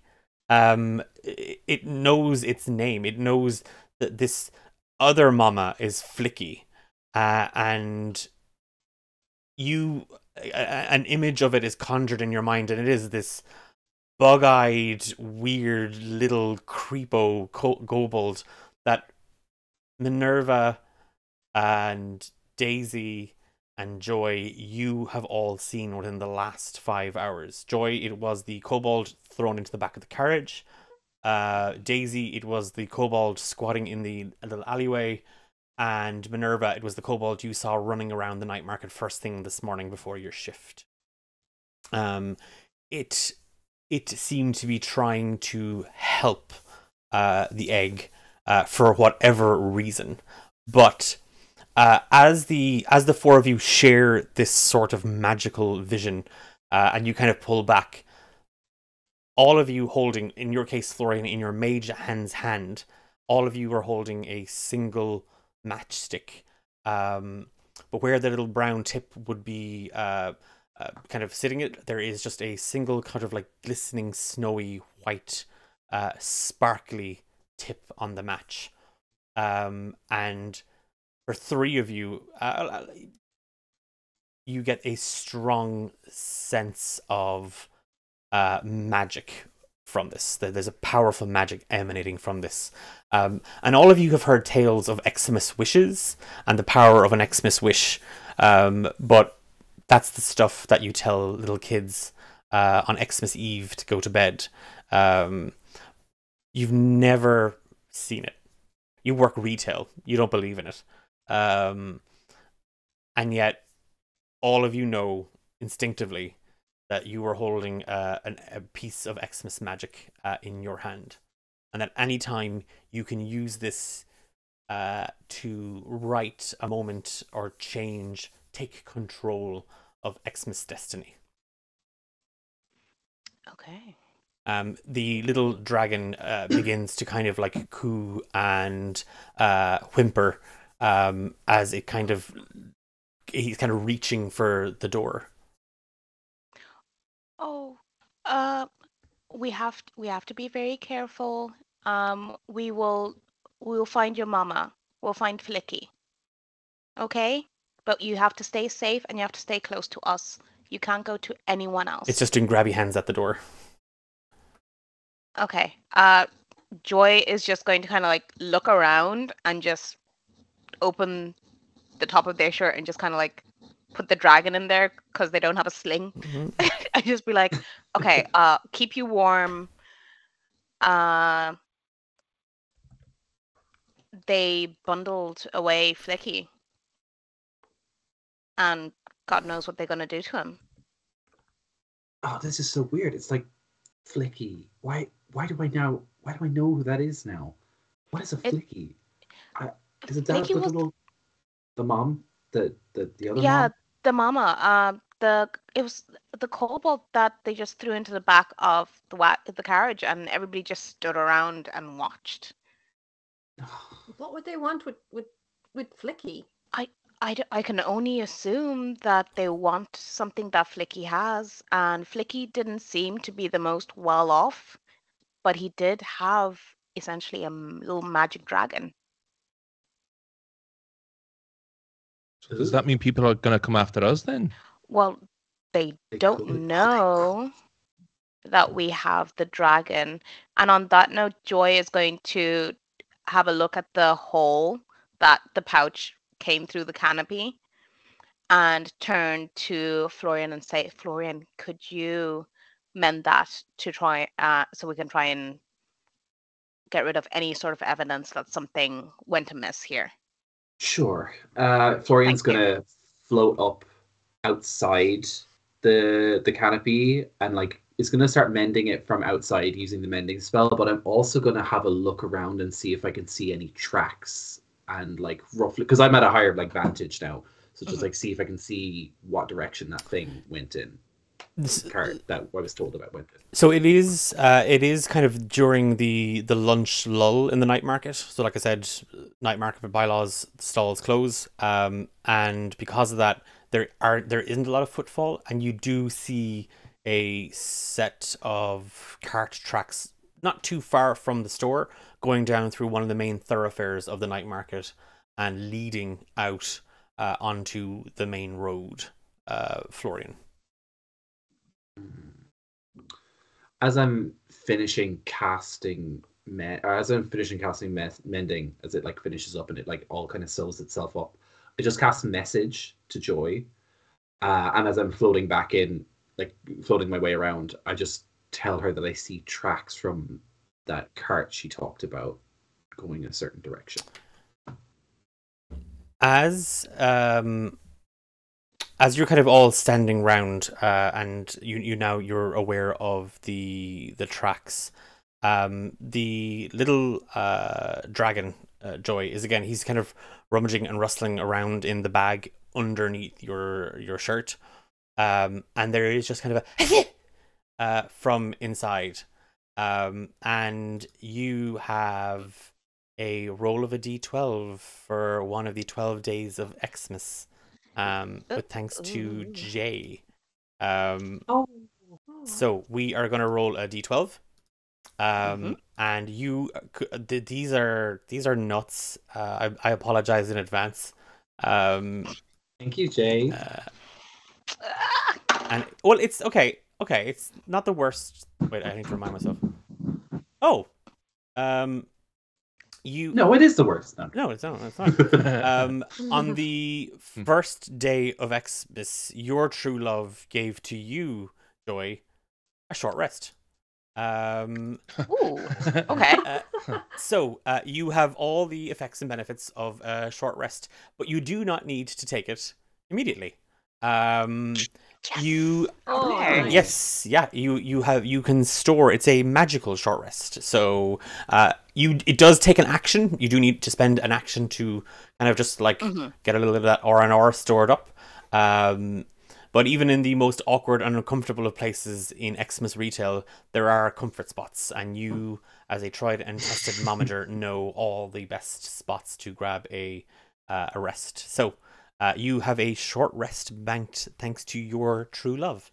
On that note, there is just a rapping on the door of Tuffany's, and outside, like with their little faces pressed up against the glass, you see a small squadron of orphans, and their noses are like pressed right up against it, and right in the middle of them, Minerva, you see Ollie Alexander, your nemesis, the leader of the Twisted Gang, who are forever coming in when it's just you on your own, and they don't steal anything, but they just come in to make your life a living hell in the shop. And it is just this like nose pressed up against it, and it's like, what are you doing?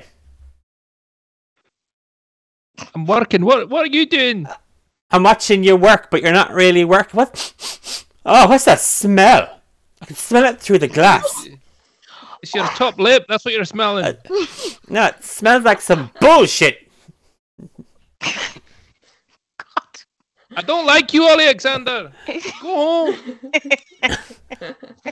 Why aren't you open? The lunch lull is over.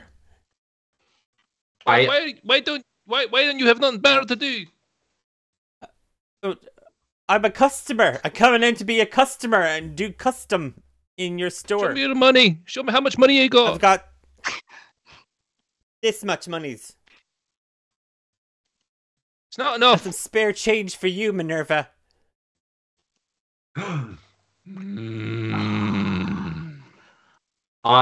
So Florian was outside while all this is happening and is trying to get back in, and it's just like I'm just casting Mage Hand to just like push little kids' faces out of the way. I'm just like ew ew ew ew ew ew ew ew ew ew ew go away ew ew ew, and I'll do that kind of thing where like I'll like pull one kid's hair on the side so that they look that way, and like slap one on the side of the head to make them look that way, and just get out of my way with the Mage Hand. I'm just like go.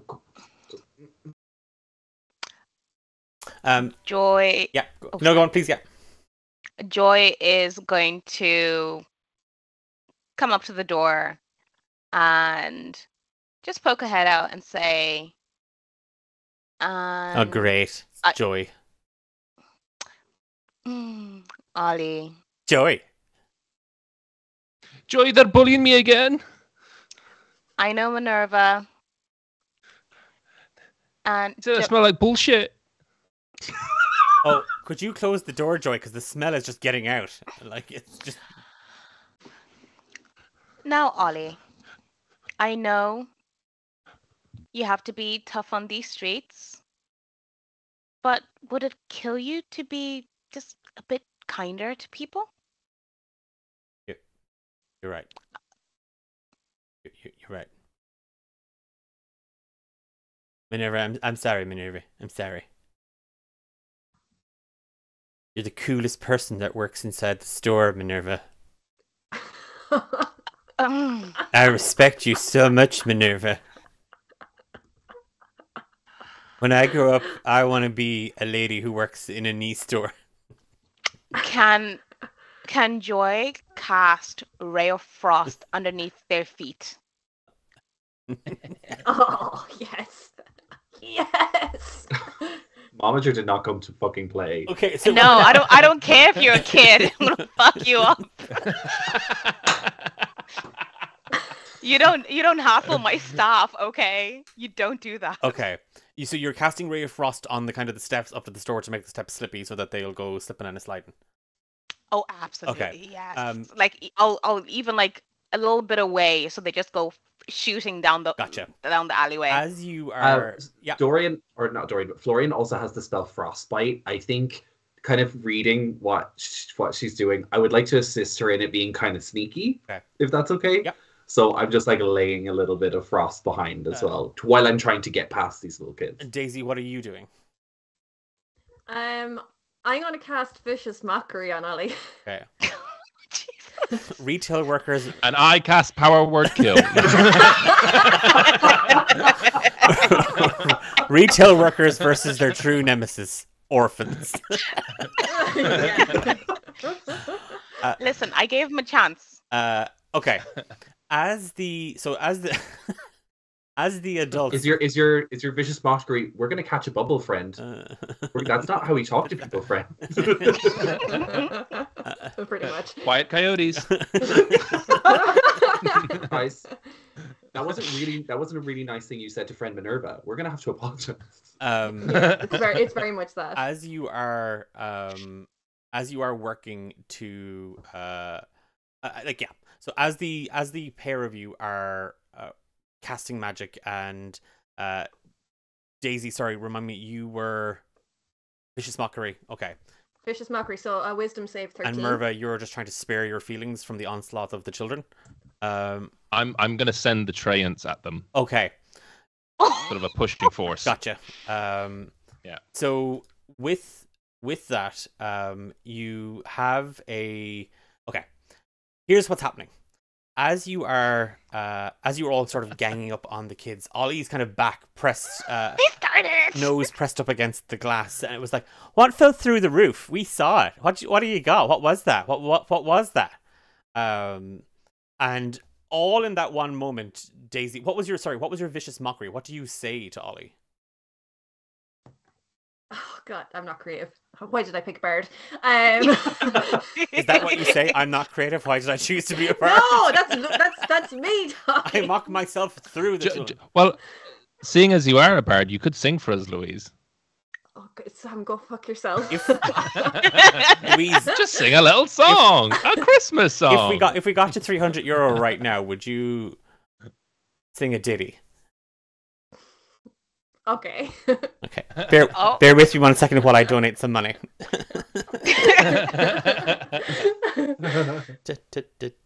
That's gonna. Is that actually happening? Oh no, I'm actually giving money. Yeah. Oh God. Only are you 100% comfortable with doing this? No, but I'll do it. Okay. No, but yes. I'll do it for the donation. Okay, I'm getting there. I'm getting there. Give me a second. Oh fuck me. Louise is the realest bard. A bard for money. That's the realest kind of bard. Artists gotta get paid. For money. Do I know any of the other kids' names? Yeah. So there's Annie. There's Groucho. Oh my God, Annie. It's a hard knock life for us. As she slips on the floor. Bottles herself. Jesus Christ. It's a hard Oliver, knock life. Fagin. Then all you hear is, "Don't take unnecessary journeys." Okay. Don't go out on Treacherous roads. and don't swim in the sea. Oh god. Okay. Well, you know. Oh my god.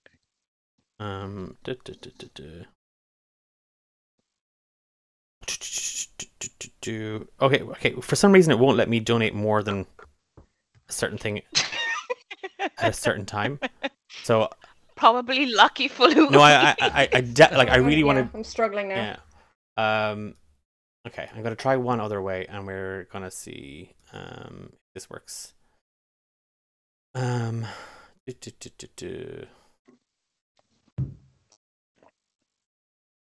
just gonna sign out of that. Maybe that's what's happening. Meanwhile, everybody, if you look in the chat, you could go check out Mystery Dice Goblin if you need some Christmas presents for people. Yes. I actually did. They're really fun. The Mystery Dice packs are so fun and cute to get. You should definitely buy them. You must be reading my mind because that is exactly what I was just doing. Genuinely, I bought 6 of the packs for friends, and I'm going to give them out before a little D&D session or campaign I'm starting up soon. Aww. Little prezzies for my friends. Hint, hint, nudge, nudge. Okay. Payment details. Oh man, I could have just done it this way. I'm so stupid. Declan, you've typed your payment details into the chat. Well, I almost donated $9,000 there. So. Oh. Oh Jesus. That's a lot of songs. That'd be a lot. That'd be a hello, my baby. Hello, my honey. There has to be a Christmas song about little shits. Jingle bells. Batman smells, Robin laid an egg. Batmobile Okay, lost its sorry. wheel. Donation Away. made. We're at $300 out of 500 for this evening, and we've a little over half an hour to go. So anybody else wants to match that? But Louise, take it for us. Oh my god, no, I'm missing a word. Can you give me 2 minutes, please? She's in her process. Okay. So we're going to say that this all happens simultaneously, but it's going to be rounded out with Daisy's vicious mockery. So the Ollie and the gang, the Twisted Gang, have seen the pouch fall through the hut. That's why their attention has been brought on you. And at this moment, Derek, the owner of Tuffany's, is kind of barreling up towards you, kind of like, and you see him, Joy, and he's just like tapping on his sundial wristwatch to be like, kind of gotta get the store open. When you, I would like you to just let me know if he is ever making a roll while walking on some ice. Okay. Just let me know. Okay. I will let you know. But as he's approaching the store, and some of the kids scarper, but Ollie, Annie, and Groucho haven't fixed on him at all. And like, Ollie is a little goblin. Annie is a human with just this mangled, matted, kind of brown and red hair. And Groucho is that 6-year-old. Just about everyone knows a 6-year-old that's basically a 90-year-old man. That's Groucho. Yeah. Groucho is a 6-year-old who looks 90. He's that kid that goes viral every year on the toy show. Yes, he is. Yeah, Yeah. he is. Yeah. Shamey. But as you kind of just open the door a little bit, a sheet of ice just begins to kind of form as Florian, you kind of put your hands down onto the ground, and you see the ice it grows a little bit faster.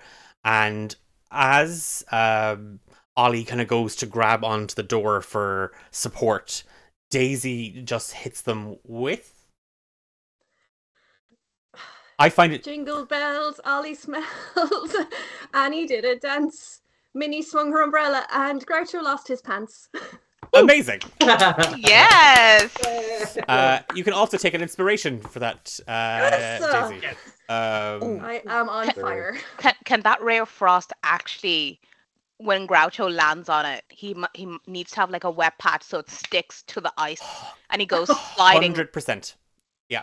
The sap from the trains. Yeah. Just And no, here, okay, I'll do you even one better, right? Because you've opened the door to kind of cast the ray of frost and the frostbite and the viciousness from Daisy. That's the meanest thing any of you have ever heard Daisy say about anybody. Florian's impressed. They slide out. They all slip and they fall and they tumble and they are kind of sliding away. And even Derek loses his footing and he does that thing like the guy on the RTE news where he slips and he hits. It's and he's now tumbling. I would like to give him my natural 1 for my portent roll, please. Okay. So not only does it's like whoa. His entire right foot just goes out from underneath him, and he just and he remembers the advice that the Goliath gave him as he left the store about it being fair frostbite. But he paid no heed to him or called to him because he's too cool to listen to a Goliath teenager. And he falls, slips, and bangs his head, and he is unconscious in the snow. The orphans have all slipped and slided, but the treants, as the magic begins to fade, with Minerva's last kind of command, they run out, springing from her. They run out after the orphans, and they are wailing on the orphans. And two of the treants have, for some reason, ripped off Groucho's pants, and they are swinging it over their heads. And then their little roots grow into the... Oh, no. Oh, no. Oh, it's terrible. It's terrible. 4 of you see the treants just completely come to a stop. And their little feet root into the ground, and they immediately grow. They grow 12 feet tall. Some kind of bend and weave under some of the hence. Some have lifted up a few other bits and pieces. And as the magic kind of wades from them, all 5 just kind of with a branch just kind of wave at you, Minerva, and they grow still. And a small blanket of snow begins to fall on the branches. Oh my God. And are Ollie, Groucho, and Annie up on the top of the trees now? Yeah, they're all kind of 12 foot in the air? What do we do? Yeah, they're all kind of stuck. Yeah. Oh, the wee babies. My wee babies. Mama. Oh. Yeah. Joy is just kind of... I heard you. I heard what you said. Joy is just kind of like turn from the door and like go to Minerva and like put a hand on their shoulder and say, they were great. They were great little kids. They were great. They made me so proud. I really fucked them up. They did an amazing job. And Daisy, I have never heard such cutting words escape your mouth. That was kind of impressive, not gonna lie. It was impressive. I will definitely be talking to Derek about giving you that raise. It probably wouldn't be a bad idea to wake him up now and talk to him about it while he's a bit concussed. Oh, good idea. And I go over and I start poking his shoulder. Derek, just to remind you, thanks for putting in that raise for me, by the way. Derek, bro, did you like slip on the ice or something? That's so embarrassing. Man, whoa! Everybody saw that. Whoa, it's crazy that happened, isn't it? Whoa, it's not like I saw it coming or anything. Yeah. As the 4 of you go over to Derek's unconscious body, we bullied kids and our boss. Yes, and we gave our boss the concussion. Happy Exmas, everybody. As the 4 of you kind of spill out from the shop, kind of surveying the 5 tall trees that kind of now, and it is that thing, Minerva. When you move, you do kind of. It's like, are their eyes? Are they still looking at me? Or are they? Everywhere I go, they just seem to be looking at me. You move over to Derek. And you do see, like, he is unconscious. He's breathing. He's unconscious, and he's soaked from the wet snow on the ground. But sticking out of his back pocket, Florian, as you were kind of like, or actually rather Daisy, you see a wad of paper, like it's not money, it's not cash, but there is just like a large piece of parchment sticking out of his back pocket.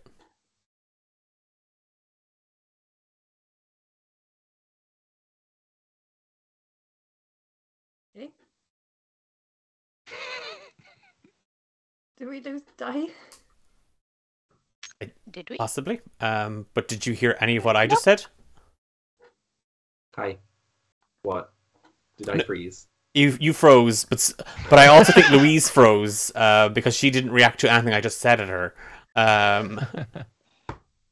Did I freeze? No, Oh, I you did definitely freeze for me. froze. Okay. So Louise, did you freeze? I heard something about paper, but I don't know who was looking at it.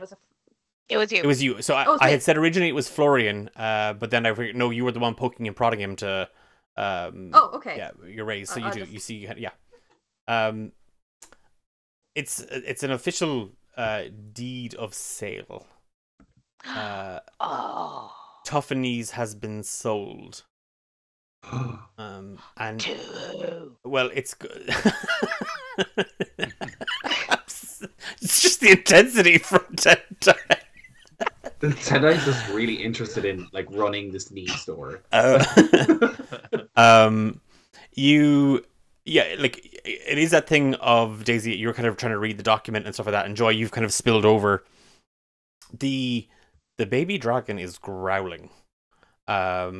And Joy, as you're trying to shush him a little bit, your eyes spill over the document that Daisy's now holding, and you see that it has been bought out by the Little Matchsticks conglomeration, and it is to be franchised into a matchstick store.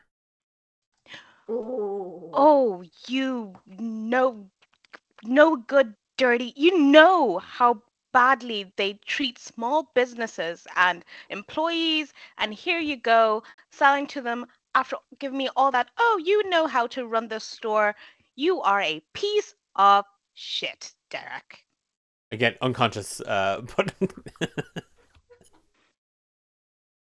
Joy is gonna like huff off and like go back into the store and like try and calm down the dragon because her anger is starting to bubble over, and she's like, deep breaths, like proper, you know. Everybody but Joy give me perception checks, only because Joy, you've kind of lost patience a little bit, and you're trying to kind of. And I'd remind you that Dai and Sam, you both still have advantage. Yeah, I'm using mine. Oh Okay. god, that wasn't good. I'm gonna use my inspiration. Okay. That is so much better. I rolled 3 times until I got something good. Dirty 20. Okay. I got 12. I'm just doing a straight roll, Okay. and I got 21. Ooh, okay. So, Daisy, you're a little preoccupied with kind of the paper and how annoyed that Joy is. And it's like, wait, is Joy mad at me? Did I do something wrong? Is the paper my fault? And you are trying to maybe get her attention a little bit as you are all kind of wandering back to the store. But Minerva and Florian, both of you, again, you do see the crowd are picking up after the lunchtime lull at the night market, but it should be a little bit busier than this. Like, kind of going by the time, the season, how close we are to the holidays, it should be a little bit busier than this. And at first, you're not quite certain. Like, you don't recognize any of the faces, but ye are being surrounded. Like, there are men in hoods, the figures in cloaks, coming towards you from different parts of the night market. They are weaving and meandering through the tents and pop-up stalls, and you have effectively won again. We are going to do that cinematic. What are you doing in this scene to escape or evade capture? As the two of you see from different it's that thing you both have the same realization at the exact same time that, oh, hang on, these are lots of people. They don't look like shoppers and or customers. They are a bit more menacing. Is there like a back door to our establishment? Well, yeah, the flap, the back flap. You can go out the back flap. Okay, cool. I said back flap way too many times there in that sentence. The back flap. Say back flap again. Back flap. Who was that? That was Janice Ian. She just came up to me and started talking to me about back flaps. Back flaps. Sorry, broke down. Happy Christmas, everybody, and may your black flaps be merry. Oh, freaking hell. Okay. I'm thinking of what to do. We want to go person by person. Yeah, so we're going to work in reverse this time, though. So we are going to say that Joy and Daisy, as you kind of get to the store, Florian and Minerva have told you that, like, that ye are getting surrounded, and it is that thing of springing into action. So we're going to work backwards than we did the last time. So we're going to go Florian, Daisy, Joy, Minerva. Okay. It kind of did well for me before to use deception. So I might use deception again.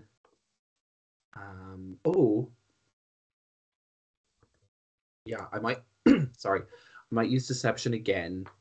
And I'm going to I know what I'm going to do.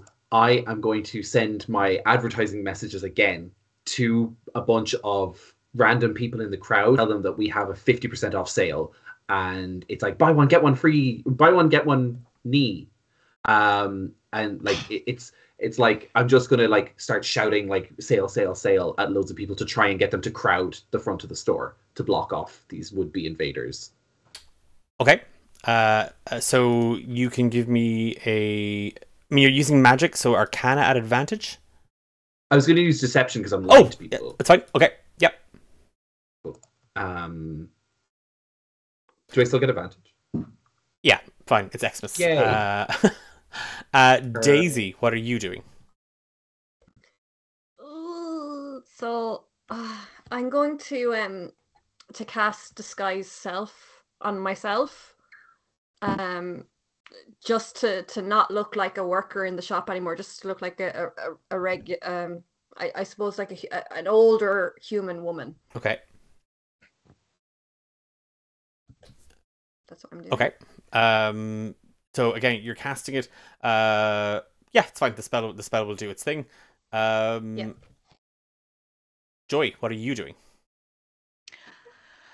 Joy is going to smoothly but quickly put on their coat to prepare for getting out.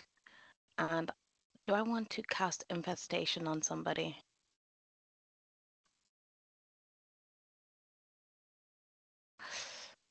I'll hold off the infestation for now, but I'm just going to go into the store, put on my coat, and keep an eye on any exit routes. Okay, so you're looking for kind of an exit through the oncoming mass?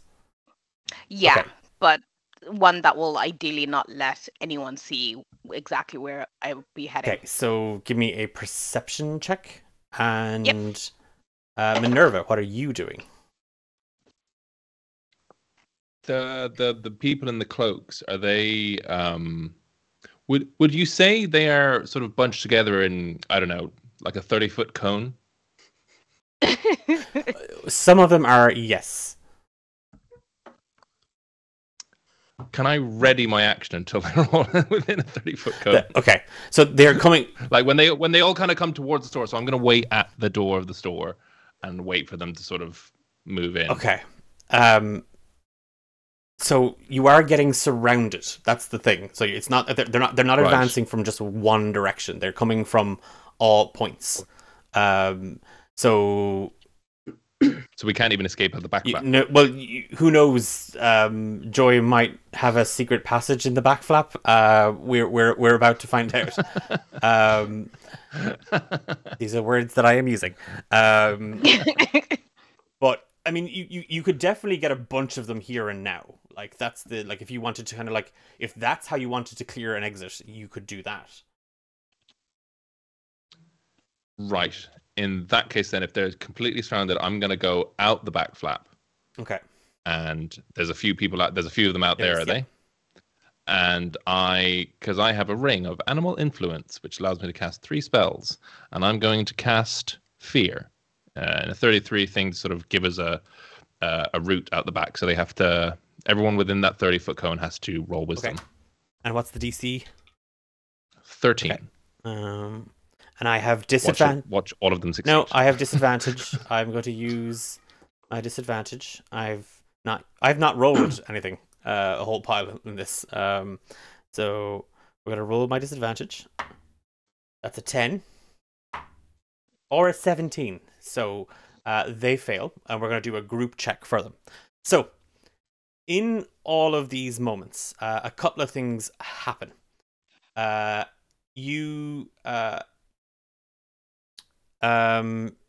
Daisy, you kind of cast magic over yourself, and you take on the form of an older woman. And like the magic is kind of a bit, oof, that's a bit weird. And at that moment, as you're scouting for a way out, Joy, you feel the bag get a little bit warmer, and there's a kind of a faint glow of light as you've had a Xmas magic cast for you, Daisy, by a €25 donation. So yeah. So I will roll for that in 2 seconds. So here's what, and then Minerva and Florian. Florian, you are distracted. You're pulling in customers. They're going to bombard the front of the store. Minerva, you rush out the back and you terrify the oncoming cultists. What are you like? What? So they're afraid of you. They're afraid of you because. So, as you know, my name is Minerva Manslayer, and while I am a lovely, shop assistant, I come from a long line of manslayers. Where we were a marauding band of minotaurs, way back when. So through my barbarian ancestry, as path of the ancestry one for barbarian, they just start to see all these like minotaur marauders, sort of spirits, sort of, forming and coalescing around me. And just ghostly minotaur marauders. Wonderful. Wow. And Nice. Joy, seeing now that like some of there's customers coming out of the woodwork. They're coming in through the front door. They're coming in through the side flaps. And the customers they're blocking the oncoming path of these cultists who are all wearing these like black robes. My deception was a 19, so I'm also going to be saying if you have any trouble, ask your nearest clerk. They're all wearing black robes. That's our uniform. Yeah, and there is a small group of pensioners who've just come into Galeshire City for the day to do their Xmas shopping, and they immediately they're pulling and clawing at the black robed figures in only the way that the shuffling undead can do. They're like, how much is this one? And in my day, this wasn't this much money at all. And I have opinions on the weather. And they're just completely, the spirit of Xmas is completely washed in capitalism now. We used to just get beats. It's just this, it's this plethora and onslaught of elderly shoppers who are all coming to Tuffany's for their knee-related goods that they require. Out the back flap, everybody is terrified of the marauding spectral minotaurs. And Joy, you spot several options. And as you're trying to make up a plan, at that same moment, Daisy, as you shift and take on the form of another elderly pensioner, and a man in black robe immediately screams in hysterics and runs in the opposite direction. I quit, I can't do this. They have experienced horrors. There's a burst of Xmas magic from the bag, and 2 things happen at this point. We cast another a roll for our Xmas table. And we get a 7, and on a 7, Twinkling Lights. You can cast both Dancing Lights and Hypnotic Pattern. Everyone but you must make a saving throw. So again, like the short rest, that does not happen immediately. It's just you have a burst of Xmas magic at your disposal. So Dancing Lights and Hypnotic Patterns to put on a light show that distracts and woos everybody. So that's the one thing, everybody but you, Daisy. And as you are as you take on this form and you're starting to try to find out, Joy, you feel that kind of that wave of magic come from the little pouch and the little dragon inside, and they're just and he kind of looks up at you and his eyes close a little bit, and he his wings look like they're wilting. Oh no.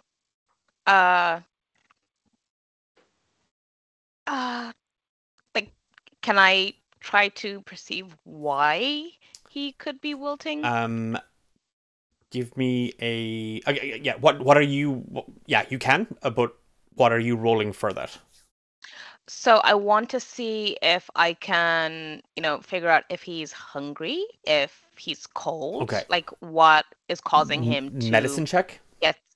Yeah, medicine check. Okay. What's making him cough? Yeah, of course, it's the medicine check. That is in 19.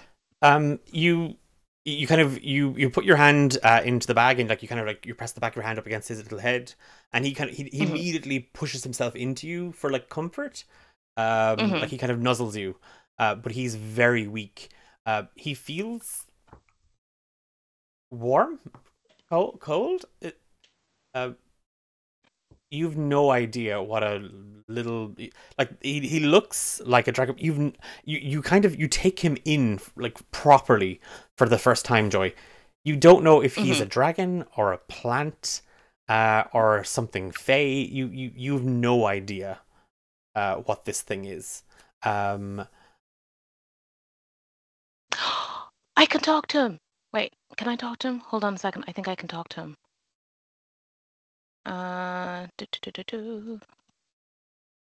Because I've got Mind Link. I'm just not sure if that would work for the dragon.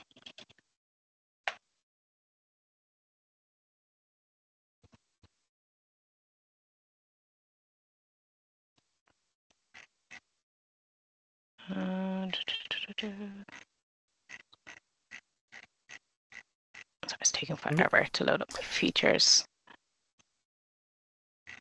Mind Link. Oh, I can speak telepathically to any creature I can see within 30 feet of me. I'm going to talk to him. Holy crap. We've, sorry, that's great, and I will come to that in 2 seconds, but we have a raid. Wow. Thank you, Charney Adventures. You are very, very welcome to our charity stream. Wow. Oh, wow. Oh my god, 24 people. Hi. Hi, everybody. Hi. You're very, very welcome along. We are running a Christmas-themed one-shot. We are raising money for 2 charities over the next 2 nights. Tonight, we are raising money for the Palestine Children's Relief Fund. And on Thursday night, part 2 of our one-shot, we will be raising money for Enable Ireland that looks to develop supports and structures for children and young people and adults with disabilities. So welcome along. We hope you have and have been having a fantastic evening. What have you been playing? We love TTRPGs and do homebrew content in Mountain Shade Village, so we love supporting a D&D charity stream. That's class. And do homebrew content in Mountain Shade. Oh, that's just how I hope hopefully I'm not wrong, but hopefully Mountain Shade Village sounds lovely. It sounds like really wholesome and quaint. So I hope you had a wonderful stream. Our shop has just been invaded by the elderly, and they're up to no good. But they're helping our heroes. And ignore what's happening behind the screen as our stream is. Just gotta be careful of the occasional shadows. It is, but also mysterious. We love a mysterious shady town in the mountains. Love it. It just sounds like, to be honest. Yeah, no, we don't. Oh, that's terrible. Um, Joy, you reach out to connect to the little dragon's mind, and you like when you do, it's very very faint. It's like you're connecting with a mind that's going to sleep or struggling to stay awake. It Mhm. feels exhausted. It feels really really tired, um, and it just wants to find its mama. Um, and immediately you get a flash of that kobold. And again, you're not sure who he is or what he is, but he is just called he's just called Flicky. Flicky. And again, you remember Grinchard, and you remember the little match girl, Matchstick's conglomeration, and that they grabbed him, and Flicky saved him. Like he seems to be totally and utterly indebted and enamored with his mama Flicky, the kobold that rescued him for some reason or another. While we are escaping, can Florian, having dealt with the seedier people in Aylshire, being with his gambling past, has he dealt with Grinchard before, or the Grinchard's people before? I again, I would say given the circles that maybe Florian has I've definitely seen people fall into it. Yes, yeah, and yeah, you know, it's Grinchard is always like he never gambles his money because that's for chumps, but he's always willing to talk and flash cash at folks, and yeah, you know a few others that you would play cards with that have kind of like when they were desperate enough, have fallen into that pyramid scheme that he touts for the LMGM.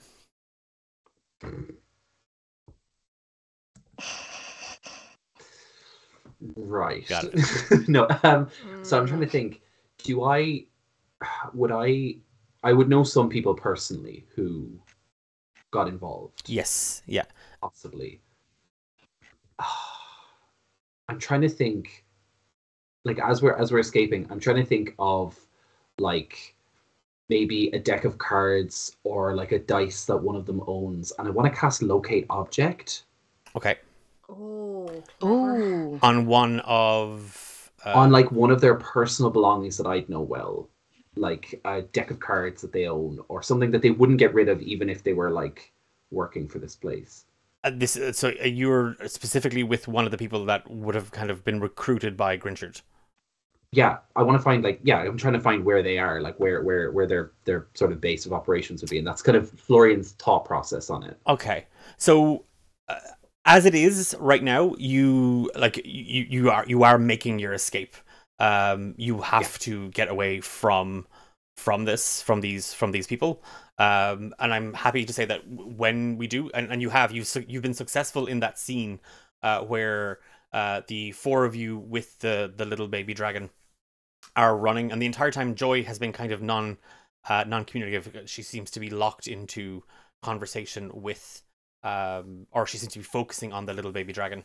And if it's a bit of a long shot, that one, can I try and slip my own charlatan's dice into one of their pockets as we go past them? Oh yeah, then I will let you do that for free. So like you're using your like one of your dice as like a homing beacon.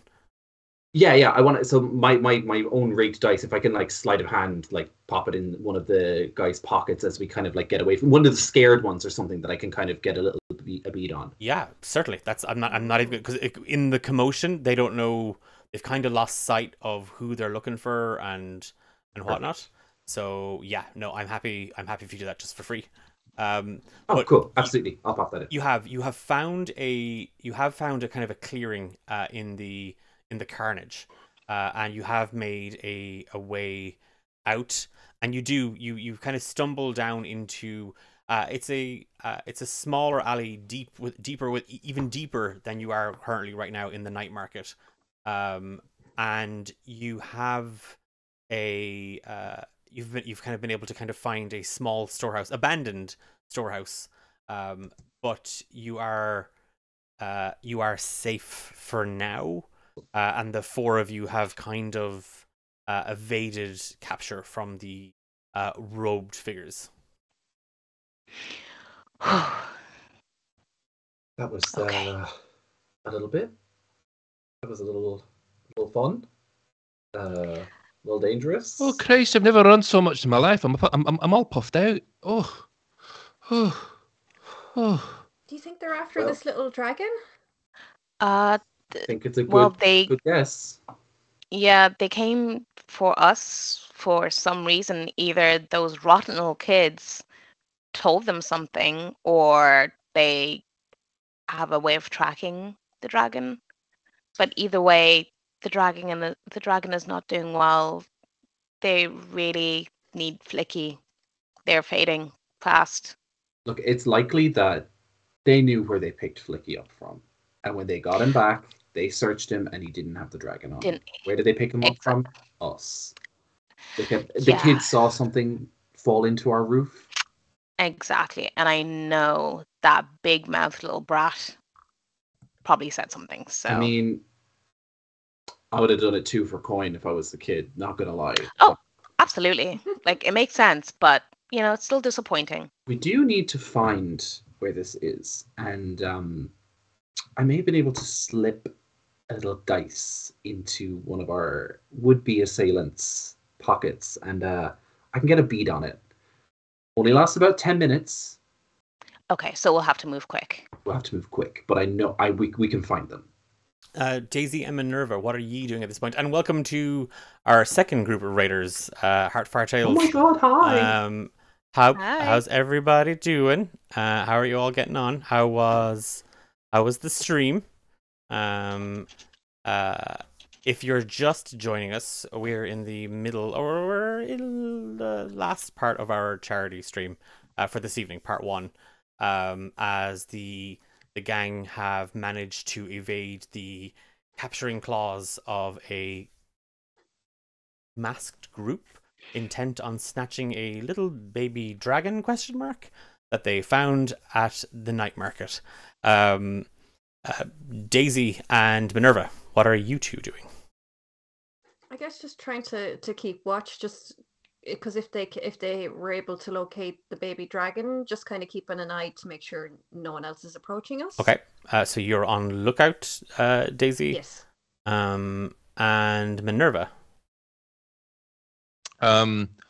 Minerva is just, again, she's all puffed out. She's not used to running. So, sorry, is there something I can do? I can't concentrate at all. I'm not used to running like that.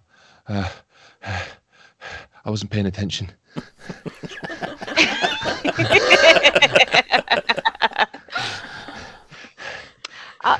That's fair. That's fair, Minerva. That was an amazing display back there. Yes, good casting. Very Oh, interesting. thanks. I don't normally do magic, but I got this wee ring, and it's geez, it works wonders. I've only got one more charge on it. Oh no, I've got 2 more charges. I can speak with animals, and what else can I do? It could do some wee little tricks. It's great. That's interesting. That may come in handy. Yeah. Yeah. So you let me know, boss. It's me. I'm in training. I'm doing it. 3 years in training. 1 more year. I'm gonna get them with it somewhere. I'm gonna be useful. Joy is just going to smile fondly at Minerva and then look back at Daisy and Florian and say, we need to move quick. And Minerva, if we can get you through this, then you can consider yourself a permanent staff member. Permanent where? I'm not quite sure yet, but we'll figure that out. Do I have to run again? I will try my hardest not to make you run. Okay. We might have to run this We spell. might have Yeah. to run. Yeah. On Yeah. that, Yeah. Daisy. But if I can avoid it, I will. But if we have Okay. to, you might just. I know you've got it. You'll just have to pony up, and we'll get through it. Okay. On that, Daisy, you do see a bunch of, again, these robed figures.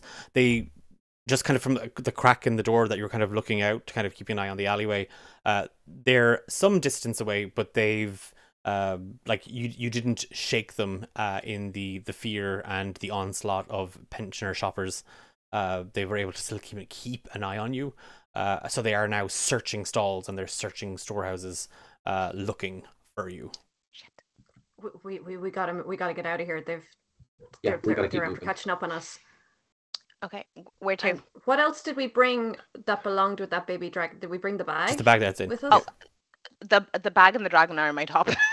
Can you search just to see if there's anything in the bag in case they are doing locate object that we can just kind of throw out? Sure. Maybe even the bag. Just keep the dragon.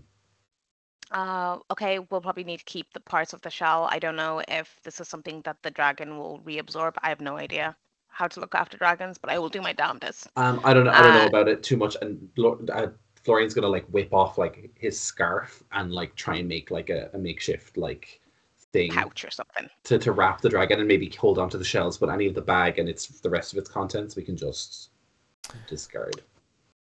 Okay, so you taking kind of the shards of the shell out of the bag, fashioning kind of a sling for the little baby dragon, and it like as you all kind of seem like the only part of him that hasn't kind of broken away is the bottom half of the shell. Like he's wearing it kind of like pants almost, and these two little fat legs kind of stick out from it. Excellent. And like he kind of nuzzles into you, Joy, kind of for warmth almost. And as the four of you kind of brace yourselves to kind of once more kind of run, you hear a commotion coming from within the night market. And there's the sound of men shouting and screaming and roaring, and there's a commotion coming again, and there is just kind of a sharp little. What are you doing? This is like the worst place you could possibly hide. Like we got caught here all the time. Get out! And all of you recognize Ollie Alexander's voice from the other side of the door. Oh, okay. Yeah, well, let's just go. Okay, yeah, Let's yeah, just go. We're gone. I got the gang. They're keeping them busy. Okay. I don't know what you're doing. I don't know what you're involved in. I don't need to know, but I want to help. I want to help you guys. I want to help you guys do whatever you're doing. Why? Trust you me, want so to help? bastard. I love how we're all just like, Can I suss him out? Can I suss out the kid? Yeah. Let's see. Yeah, Lying. big time. I forgot what my insight score is, but that's a high roll. 19. Okay. That's a nat 1 for Ollie as I rolled with disadvantage. I had Beautiful. a 19 or a 1. So that was Nice. fun. You see, like he not even remotely subtle. His hand is behind his back, and he's crossed his fingers, like as he's smiling up at you.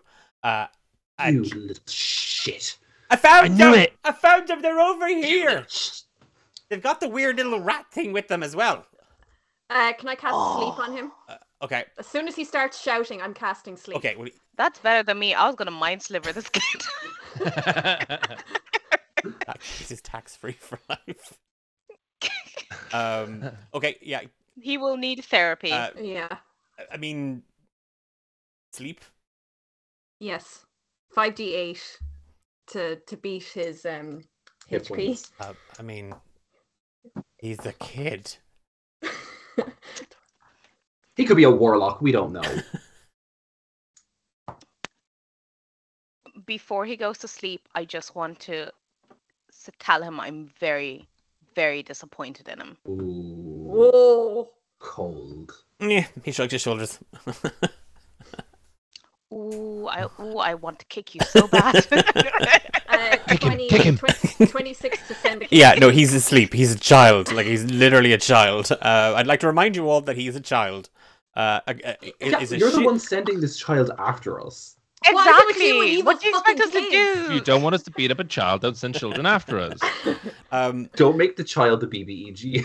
It is that thing, Daisy, that like you just throw your hands out and it's like you go to kind of like just silence him a bit, and the magic is already out of you as he goes sleepy nap time right there in front of you. He just kind of, as he starts shouting, and he has drawn the attention of a few of the other men, the other cultists that are running around, and they are now kind of coming towards you, and as you are kind of rushing, like, and trying to figure out what to do, you just hear the screeching of wooden wheels on snow, ice, and cobblestone. Like we're full on Tokyo drifting it again. Yes, it came back around. And the carriage just comes out of a corner wildly, pulled by two large oxen. And a cart door is kicked open, and standing there, there is this woman, female dwarf, with long red hair, wearing a huge kind of flowing robe and armor, and like Get in, losers. We're going shopping. Yeah, she just Yes. reaches out to the four of you. Get in. We haven't got much time. The child, you've kept him safe? At that, I'm going to. Do I? I want to do a quick insight, like. I'm split already second on the insight cart. check. Okay. Yeah, I'm the same. Yeah. Sorry. I'm not waiting. Sorry, Momager. Oh, I want to make sure that the baby's safe with them. Okay, Minerva, what are you doing? I don't want to run, so I'm getting on. Okay, Minerva's in. Let's go, Joy. Come on. Come on. Okay. And Joy's just gonna like hop on while like looking at these people like super seriously, and say, "Who are you? What do you know about the There's child?" a banging on the roof, and the door just shuts behind you, Joy. And as like literally the cart just plows through the night market, sending some of the robed figures kind of spilling out of the way, and there's like, oh, it's all very dramatic, and like a cabbage cart gets destroyed along the way. My cabbages. They deserved it. It's fine. They were evil cabbages. Quick, take the secret tunnel. Through the mountain. But as you like, it is that thing of as the four of you kind of catch your breath, and it's that thing of you, a moment of kind of, oh, phew. She kind of adjusts her seat a little bit, and she kind of turns to face the four of you. He's safe. The baby, he's safe. Who are you? I will tell you everything in a moment. Just, you have him. He's safe. Right. That's perfect. And she takes she reaches down into her pocket and she takes out a single matchstick, and you see that it is a long, slender piece of white, almost bone-like, with this glistening, pearlescent, snowy, frosted tip, and she scratches it across the roof of the carriage, and there is a flash of brilliant white light, as you all just hear, "Good night, darlings. Merry Xmas. XOXO, little match girl." And you all black out. Oh fuck. And we fade to black as she reaches for the little dragon baby. My baby! This is all your fault. I wanted to do a perception check on this raggedy bitch, and you guys didn't let me. No. And we leave. I'm sorry, we wanted to get the fuck out of there. We wanted to sit for a bit. We've been on our feet all day. I don't give a shit. Oh, We are going to leave part one of Flicky all the way right there. With the little baby dragon in the clutches of the little match girl. Our intrepid heroes trapped in a carriage, undone by Exmas magic. And with $330 raised, Amazing. For the Palestine Children's Relief Fund. Thank you so much, everybody who joined us this evening. Part 2 is coming on Thursday night, and we have a special guest joining us for Part 2. Heartfire Tales' very own Dylan will be in the mix. And oh wow, Ben Doherty just donated $70 to us. They're bringing us up to 400. Hey, Ben! Oh my god. Oh my goodness. Sponge Master, you absolute star. That is insane. Legend.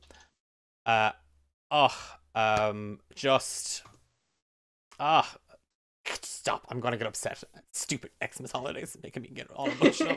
Making you emotional. Make him cry. Don't Make him cry. Make him cry. Don't Make me him cry. That's $400 raised for the Palestine Children's Relief Fund.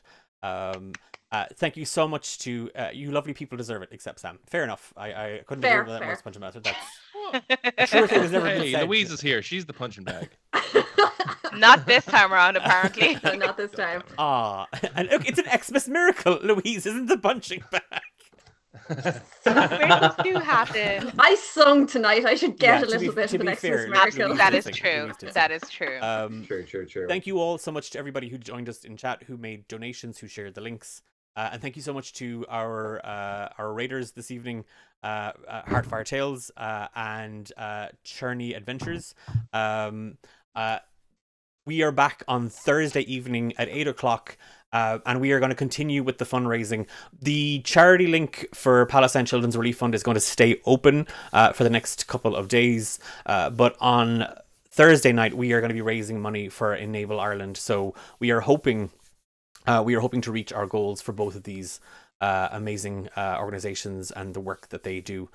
So before we wrap it up, I won't make it Thursday, so I can only assume this is the end of the story and the party failed. Yes, or you can watch it on VOD in a couple of days. But if that's where you want to leave it, that's where you can leave it, Homebrew Show. I'm fine with that. Can I just ask people very, very quickly to tell us who you are and where we might find you? We'll start with Dahi. Hi, I'm Dahi. I am a graphic designer and artist and TTRPG person. I designed the beautiful logo you can see somewhere on screen because I'm not looking at Twitch right now. You can find me for inquiries at dahicdesign@gmail.com. And you can also find me on Twitter over at the real Baron Zaya. No H if you're a Skyrim nerd and you know how to spell Byron Zaya. Otherwise, I'm just kind of floating around, just doing my thing. And you might see me here too a little bit more. Oh. Maybe. Ooh. I'm gonna say we're gonna save Louise and Sam for the end, because we know these people already. T. I'm Tendai. You can catch me on Twitter at GeekChicT, Instagram, same username, because I am unimaginative like that. I'm also on Discord as Riatraz, and yeah, I do cultural sensitivity reading, and I love TTRPG stuff. So if you have interesting things you need somebody to look at, I'm here, and I'm also a UX writer. So amazing, and you're also our Grace for Saving Grace. Yes, Saving Grace. Going through a lot as Grace at the moment. So. But at least we're saving her. Redemption is tough. Louise? So I'm Louise. I play Fia on Romancing the Dungeon. And I'm around on Twitter and Instagram and stuff, but mostly you'd kind of find me just with the D8 things with Romancing the Dungeon and on our Discord. So check us out there. It's fun. Awesome. And Sam. Hi, I'm Sam, and I play Nate on Romancing the Dungeon, and you can find me at the Salty Salmon on Instagram because that's the only social media that I engage with. He's allowed to engage with. I'm allowed to engage with. Yeah. Otherwise, don't look for me. You will not find me. I don't want to be found. Oh, so mysterious. And yet we have all found you. It's the tinsel, isn't it? It's the tinsel. Yeah. I knew it. It's a Damn dead it. giveaway. And I am Declan. I have been your dungeon master this evening. I've been your dungeon master for most of the games here at D8 Dungeon, actually. So, Romancing the Dungeon, Beyond Horizon's Edge, Saving Grace, sometimes random DMs, sometimes. But if you want to find out more about who we are and what we do, check us out at D8 Dungeon. You can pop over to our Discord server. We are going to be coming to the end of our finally the end of, I swear, this is the edging fetish thing coming up again. I am really we are really close. Hands on the table. Really close. Romancing the Dungeon, but really slowly.